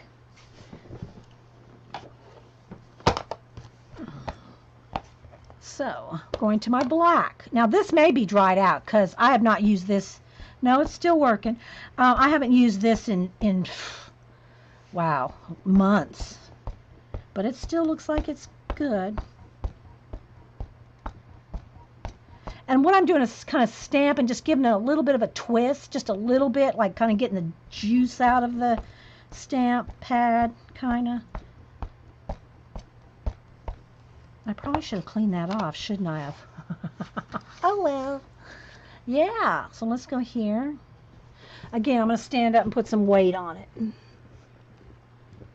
Look, Vicki, I even got out the stamp pad. Rach would be proud of me. Okay, and that's how I usually stamp it in black, right? Oh, no, I made him jiggly. I gave him a little, wave. We need to redo that. Okay, let's redo him. Wait, I gotta find another piece of paper.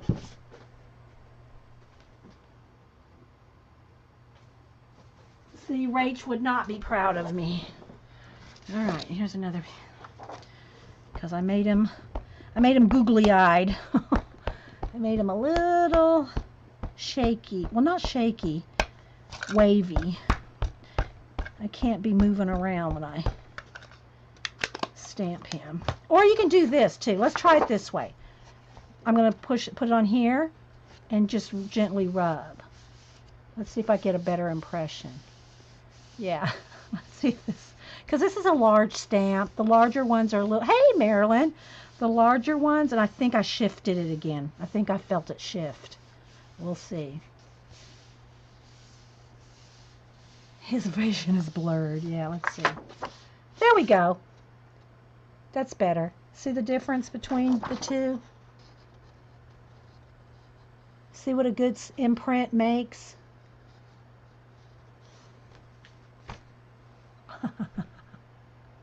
Ron was having a party. His vision blurred. Oh my gosh, Vicki. So anyway, when I usually use my archival black ink, like on my carved rubber, I now never clean it off. I just let it dry. I know that's terrible, but it's waterproof and, it's not going anywhere once it's dry. I just let it dry on there. So, yeah, probably a bad move, but there you go. So, yeah, there's that. And I do have this one, too. And I do have the refill. I got this big Mama Jamba. And I have a refill somewhere around here. I'm not sure where it is, but I usually just use the little one, but you can use either one. Thanks, Jean. Nicely done. Yeah. Okay, so let's see what else do we have for show to tell. I think, put that back on the shelf.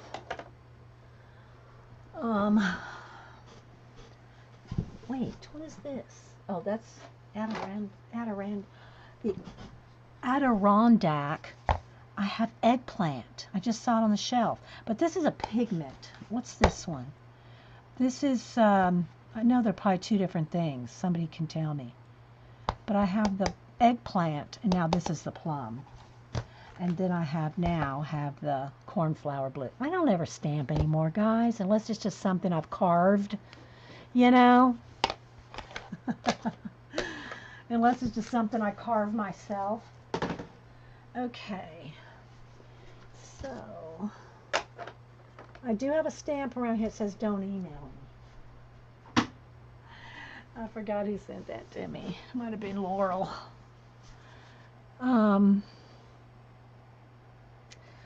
Okay, so let me move my stamp pad. I think this was my, well, I got my color books that I ordered in. So that was my most excitement. But this is real exciting for me because I love me some new brushes. Jean probably likes this too. But if y'all missed it, I did a little kind of a mini flip. I got the Mysterious Library because of Laura, Art Anxiety Adventures. I got the Myth and Magic, and I got the Manic Botanic. And I did flips, if you're just coming in, Vicki, I did flips of all these throughout the hour and 45 minutes. You like the Adirondack? Is permanent. Vicki said it's a pigment one. Okay. Yeah, I gave away all I think I have a little bit of embossing powders around here. I think I kept a couple because of the cool colors. But I pretty much gave all my, like I have this one. Look at this one. This is a jelly powder one. But I pretty much gave all my embossing stuff away because I never used it, guys. I just quit embossing anything. So, yeah. I kept a couple colors just because they were pretty. So, yeah. I'm looking around, see if there's anything else.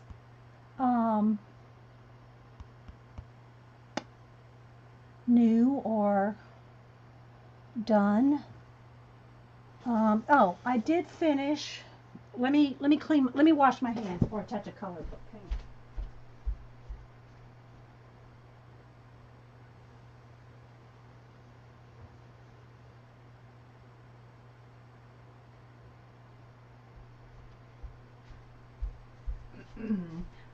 I had pretty much finished the page in here with the door. The reason I'm bringing this out now is because Laura's also got this book now, and she's going to work in it too. And if y'all missed it, this is the one I bought. I got this off Amazon too, about maybe for my birthday. And I've been working in this one with just with the Crayola markers, and just kind of working here and there and playing a little bit. This is the only page I've made any kind of progress on.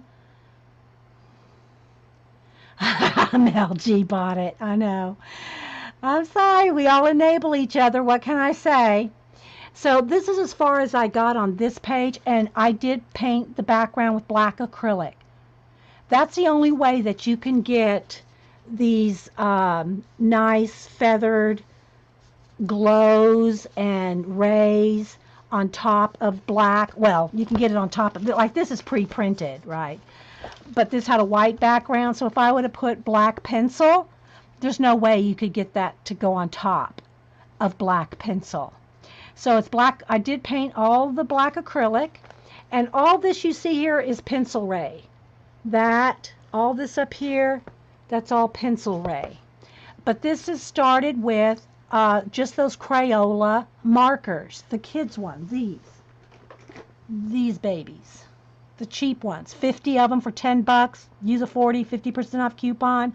You can get 50 of them for $5. And they last a long time, guys. I am so surprised. They're Crayola. They're good. And they're water-based, and they don't go through as long as you don't scrub. Like here, I did these little cactus here. Nothing goes through. However, when the first page I started using them, I didn't think.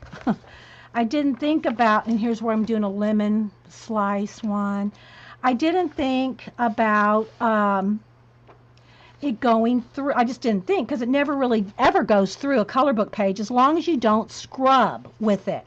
Well, I was sitting in front of the TV and I was coloring. Where's that page? I think it's it. There's my little teal apples there. So where is it? I think I passed it. The purple one here. This one. So this is the first one I started. And I wasn't really thinking or paying attention, so I was just coloring one spot over and over and over, trying to get it nice and smooth, forgetting about, oh, that might go through if you don't stop. As long as you just do a little bit of color, it's fine. But it almost went through. Look, see how it ghosted right there? And that was with coloring like a real heavy concentrated coloring. And it still didn't go through, but it almost did.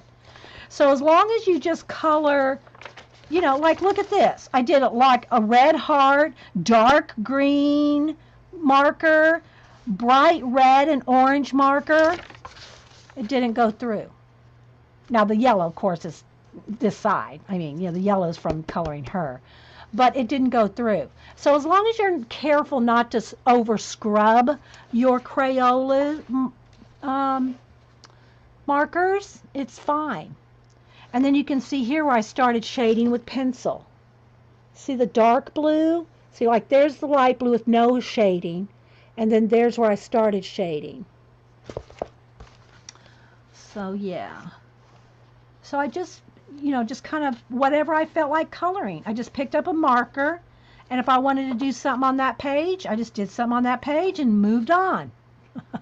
I just don't, you know, now if we're coloring something on a stream and I'm doing like a demo, then, and I try to color as much as I can in a page or a couple, 2, 3 parts, I'll try to finish a page. But I don't mind doing this. I'll just color a little this tonight, a little bit this tomorrow, next day. It just doesn't bother me to like work all around in a page. So yeah, so that's as far as I got on any fuller page done. And I still have all the, you know, little elements to do. But all the little stars are all hand drawn. All the rays you see, that's all pencil on top of acrylic.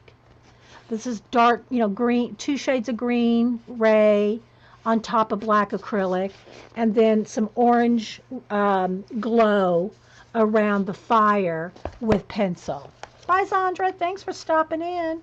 So anyway, what I was going to say is, she's it's so funny when I watched her.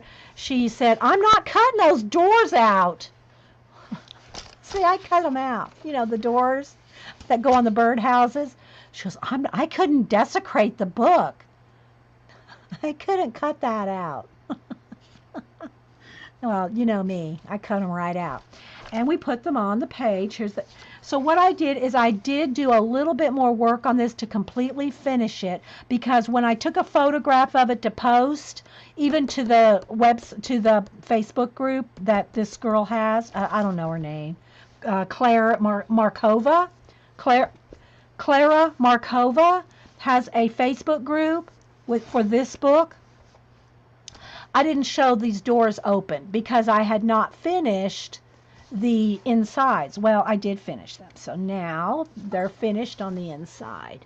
So there's that one. The little bedroom. I did this one like a little pink bedroom, and again all the stars and everything like that, and a little lantern. So I put the little glow marks there. I can't get too much closer because I have the autofocus, so it doesn't zoom in and out. So there's that. And the backs of these doors are just white. I had to make my own wood grain on the back side because there's nothing on the back side of these when you cut them out. So I couldn't leave it plain. And then this one did blue, and it's like a little leaf hammock. And again, made a little lantern, colored the little dressers and the rug, and had to do my own wood grain on the back.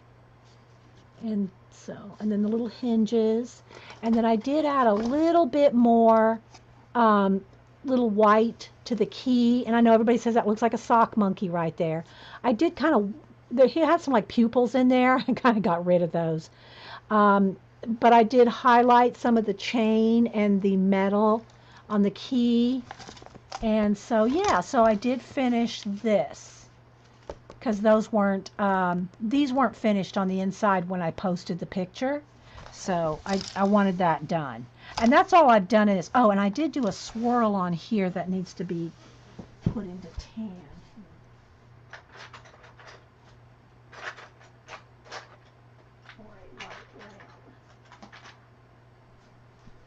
I wanted to lighten up this swirl, this burl in the tree, but I don't want it white, so I've got to go back over it with this tan color, work that in. There's a couple places. I missed a couple places, but I'm not going to repost it because everybody saw everything except the insides of the door. I know, isn't it just the cutest thing ever to cut those doors out? And there's another one, this right here, this door. And see, they give you a little flap. So what I did is on the back side, you cut a slice. Oh, thanks, Lisa. That's nice. You cut a little slice in the door spot or the door hinge, like it goes behind there. And then I just taped it on there. So there you go. You can see. See, it comes with a little flap so that it'll, stay secure like that. And then this door right here, this one, goes on top of the locket, which is this one. So that when you see the little dotted line? So you cut it right there on the dotted line. Here, I'm going to go ahead and cut this out.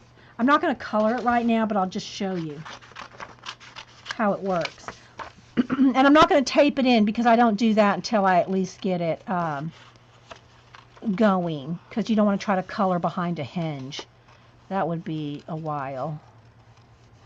You want to at least do that before but I'll show you how it works here. Because that one has a little fairy inside the locket and this covers it up.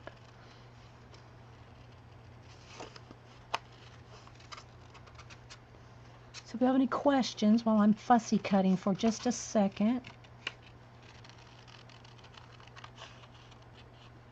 I know Laura was here. She could be having a hissy because I'm cutting into the perfect book.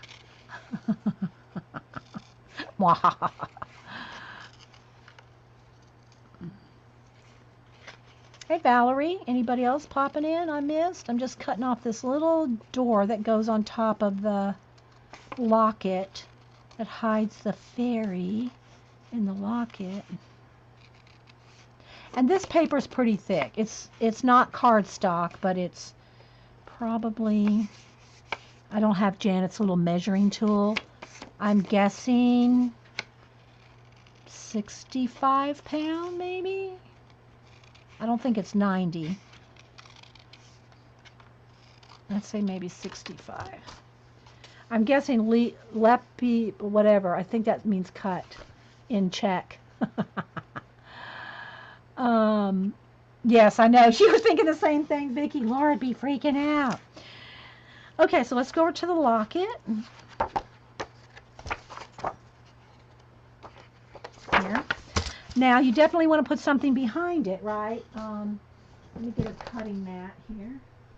Where's my little cutting mat? I got a little one here.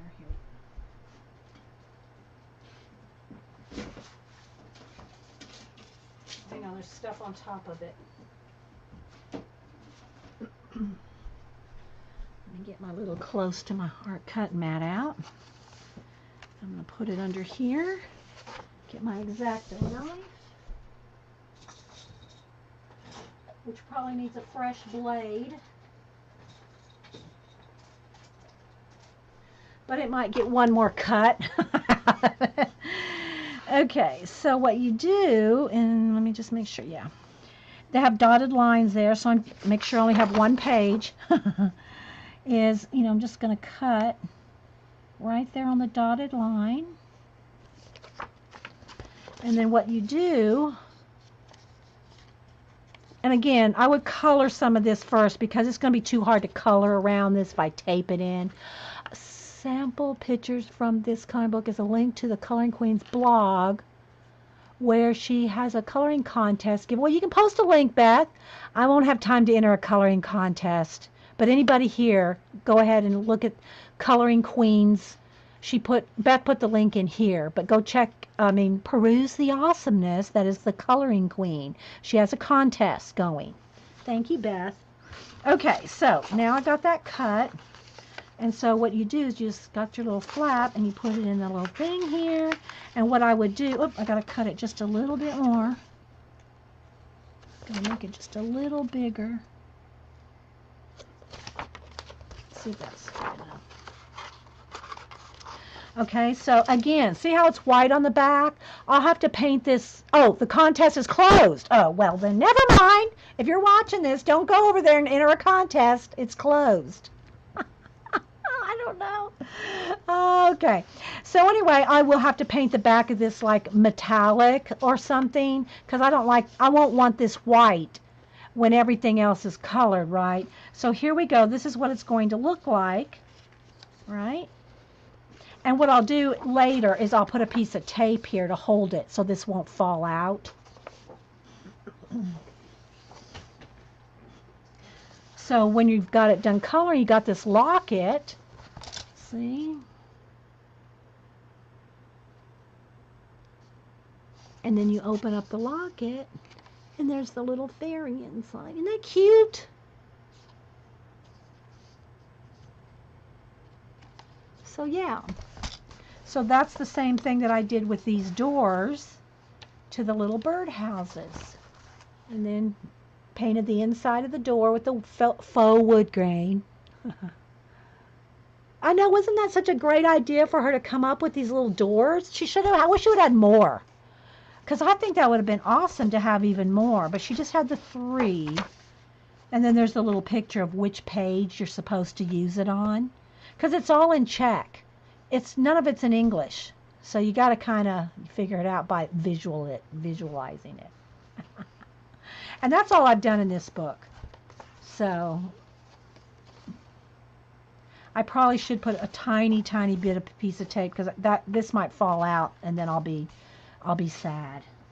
And so would Laura.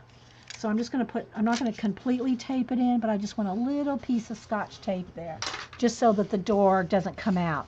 I'll take it out when I want to color right in here and then, tape it back in, but I don't want to lose it. Yeah. So that's all I've done in this book. I want to do more in it, but and on this one, I don't want to paint any of the backgrounds black. I want to leave them all the cream, kind of a cream color background. So all the backgrounds I want to have like all those little dots. I don't know. They look like little pollen to me. Little pollen or little flying seed, pollen things. I want them to show. So I'm not going to paint any of the backgrounds at this moment in my head. I'm not going to paint any of the backgrounds a color. I might have a little bit of, shading like a sun glow or something, but I'm going to try to keep all the backgrounds unpainted. Oh, I forgot I had done this one. Well, I'm not done. It's halfway done. I forgot I'd started on this, the perfume bottle. Totally forgot I'd done this, guys. But you can see I still have some more to go. But you can see how I put a little shine there on the bottle. But yeah. I'm glad I flipped to the front. So, yeah. And I think this is called Magical Delight. I think that's the translation. That's what we came up with when I first did this page. Magical Delight. Clara Markova. So, yeah. So that's all I got, guys. That's all I got. It's a little dark here, but when I was showing all these pages with white, I figured that's best to have it a little on the dark side than too bright and flashed out, because that flashes out the color book pages. So, any questions or anything? I figured I'd share that for those who like the book, want to spend money. Oh, okay. All right. So anything else, guys, before I head out? I plan on streaming on Monday. I'm looking around, see if there's anything else I've done. Wait. Did I do anything in this page? Oh, I still haven't finished. Haven't quite finished this. This is Kenny sent me this last week. I have not quite finished it. I got, a little bit of shading here to do. So I posted a work in progress photo of this on Instagram and Twitter, but this is the only page obviously, she just sent it to me last week. Yeah. So that's it, guys. Orla sent me this, and I want to work in this next week as well. In Wild, Bennett Klein's Wild. I'm not sure what page I want to do out of this, but I love me some Bennett Klein. Oh, look, a Pedro. We name all our octopus Pedro. It's kind of like a thing. So, hey, Teresa Crafting. I didn't see you there. Thanks, Marilyn, for being here. Charlie Girl. Anybody else I might have missed?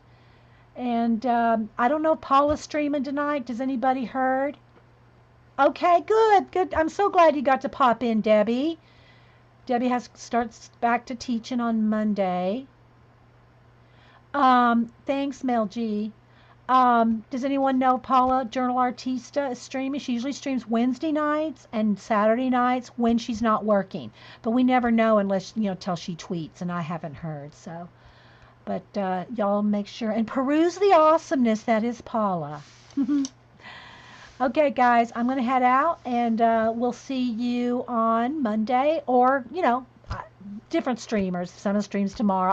I usually don't make Paula's late night streams, but once in a while I'll watch her, not chatting because I'm usually in bed. But anyway. Okay, guys, no other questions? All right, then we'll see you on Monday. I got to remember to do that giveaway. I got to do my packs of giveaway on Monday. Don't want to forget that. Maybe Terry Trouble will remind me.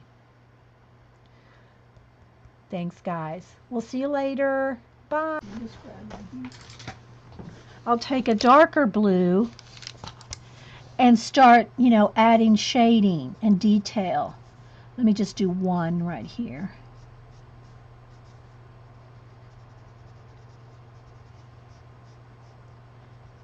Then you just go back and do more detail.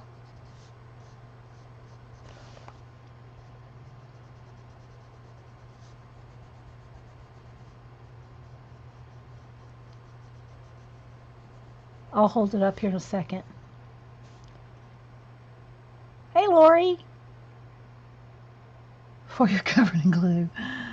What are you working on if you're going to be covered in glue? I'm just going to do this one ribbon here. So you can kind of see how you can base coat something with the marker and then go back. So like here's without any, and then here's with. So you see how you can shade it with the pencil on top of the marker?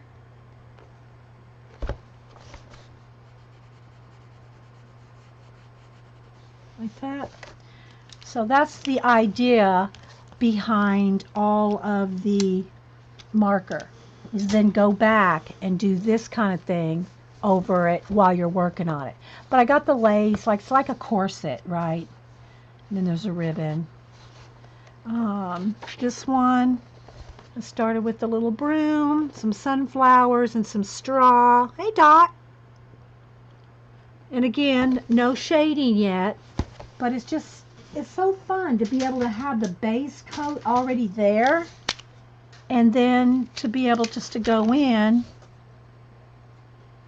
and do a little bit of shade. You don't have to do much.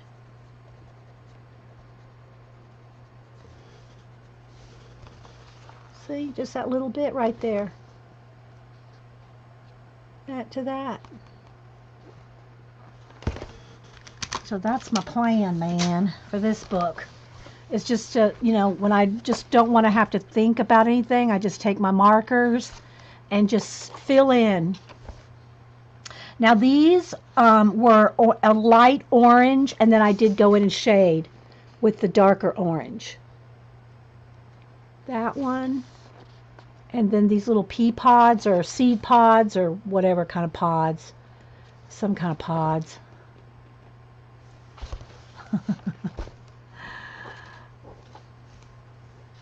What else? And I started doing some water lilies here. And a little yellow moon.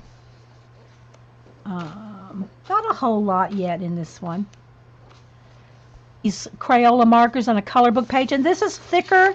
It's thicker than copy paper, but not much. Okay? Not much thicker than copy paper. But, you know, it's usually fine when you use these as long as you're not scrubbing with them. If you go like 1, 2, 3, 4, you scrub, scrub, scrub, scrub, it'll start to go through. And this was the first page I did, and I wasn't paying too much attention, so it almost, see, it ghosted a little there. It almost went through.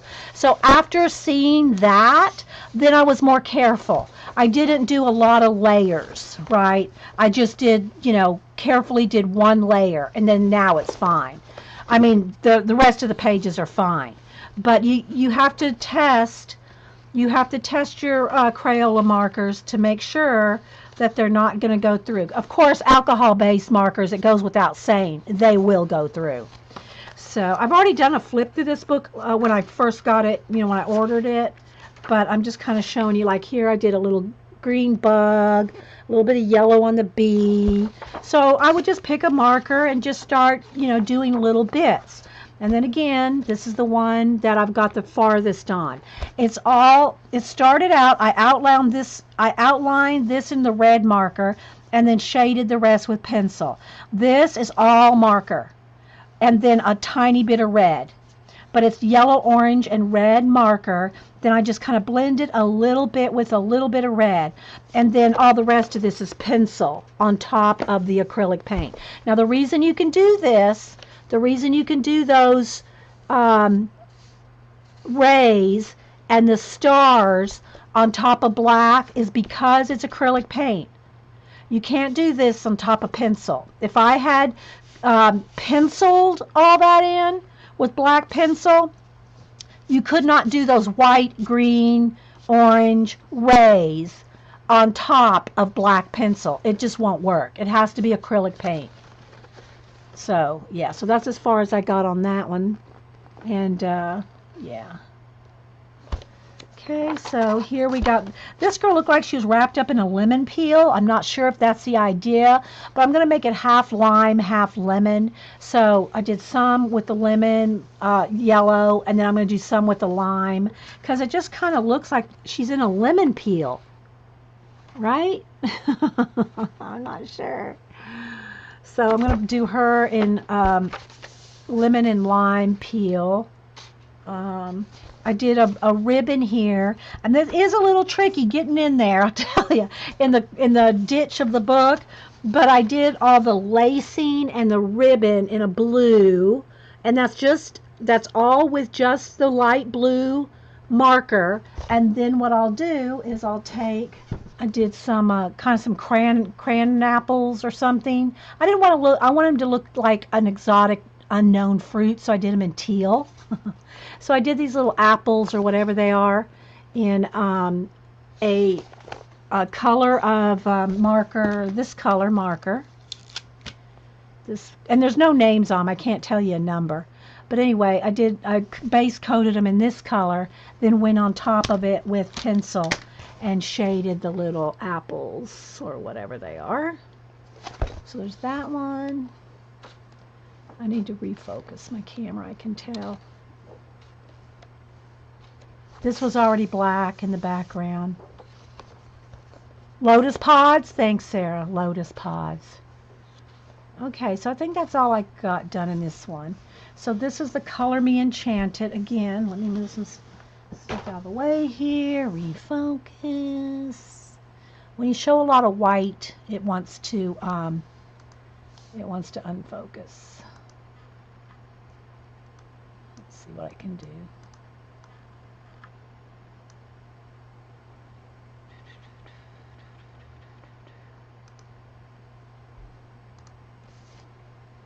If it gets too dark, guys, tell me, because I don't have a lot of lights on, because it's a different time of day in here. There we go. It just needs some propping up because of the lamp. So anyway, that's the one that I'm working in with markers, with the Crayola markers. Okay, so let me show you what I got in the mail. What did I do with them? Oh, what did I do with them? Oh, here we go. So I'll show you the first one. Laura enabled me on this one. She knew I was getting this one. I'm just using this to prop up just to have a little bit of anti-glare. So the Mysterious Library, and Laura did a flip of this one. So I'll just do a kind of a quick flip. But if you want to see a page by page, look at Anxiety Art Adventures, Laura. She did a complete page by page of this. So it's the Mysterious Library, a coloring book journey into fables. And it's all different fairy tales and fables. When Laura was doing it, they were trying to figure out, and it is in the back. It's in the back which ones are represented. The Princess and the Pea, the Red Shoes, you know, all of them are named in the back. So she enabled me. I had to buy this one when I saw it. Hey, Christy. And I haven't got the spine mashed on this one yet. So I'll just do a kind of a quick little flip. Can y'all see okay? I think it's showing up all right. Alrighty, there we go. All right, welcome everybody to an impromptu Saturday afternoon stream, Coffee and Art, now in the afternoon today. So I got some color books in my mail, so I thought I'm going to go ahead and stream it because I can't wait till Monday. Plus I went to Hobby Lobby and got a few things, so I'm going to show you that. This is a book I've already, I ordered this a while back and had not done anything in it. And I said, because in some books I try to use a certain pencil in this one, a different pencil in that one, watercolors in this one, Neocolor 2s in that one. Well, in this one I decided that I would at least start just using my Crayola markers, and I reorganized them all into their nice little bundles. Sarah, stop singing, Sarah. You gotta have that song's gonna be stuck in my head. So I bundled them up, and these are probably, they come in a pack of 50, so this is probably maybe 2.5 sets all total. But I bundle them by color, and it's got a little dark with this, but we'll see how it goes when I start showing things. So I bundle them, like there's my purples, my pinks and reddish purples, my pinks, light pinks and flesh colors, dark blue, light blues, green blues or turquoise colors, and then here's light greens, dark greens, browns, yellows, oranges and reds, and grays. So I have them all bundled by, if I want to color, I just pick up a bundle like this. It's just so easy to me. And I do the same thing with my Prismacolors for the most part, is then if they're in a bundle like this, I can just pick it up and do this, find the color I want, pull it out, and there you go. When I'm done with it, just stick it back in the, yeah, I know, right? They do. I don't know why they started that, but that's true. They do. They will censor that, Ange. So anyway, yeah, so it's just real easy to, fan through your colors just like it is with pencils. You have them in a bundle. You can just do this, find what you want. It's just easy, right? And then the ones I use all the time, I've shown y'all, I just put them in, a tray like this. Is it too dark, guys? I can turn on another lamp, but I wasn't quite sure if it was too light or too dark because of the time of day. It's a different time of day when I usually stream, because normally when I stream, the sun is like beating right through my window, right here, right over there. So anyway, so this is how I keep most of my pencils that I'm using like all the time. So anyway, that being said, what I've been doing is, y'all let me know if it's too dark. I'll turn on the other light. because I don't know. I don't want it to flash out, but so what I've been doing in this book is I've been starting with using those markers. And what I've been doing is not like coloring one page, but just picking out different things that like, let's say red flowers. So I take my red and I go through and just pick out all the red flowers that I want to do.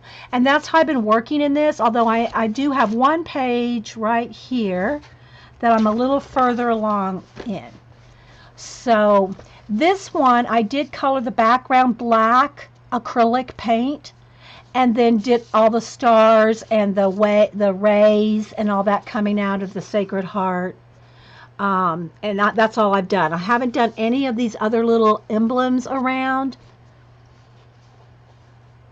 Yeah, probably at least 2, Jean. So this is one of the pages that I've got farther in. Other than this one, though, I'm just going to start flipping from the back so you can kind of see. This was already black. All the rest of the pages that you're going to see that are black were already that. The book came that way, okay? But we've done a flip of this before, and I know it's going to flash out because of the white. But so some pink flowers there and some little pink things there. Thanks, Jennifer. This one, the black was already on her kimono. I've added the red. Now I haven't done any shading. See, I haven't done any shading with this yet. I've just taken the markers and base coated it, and then what I'll do is, let me just grab a red here. What I'll do is I'll go in and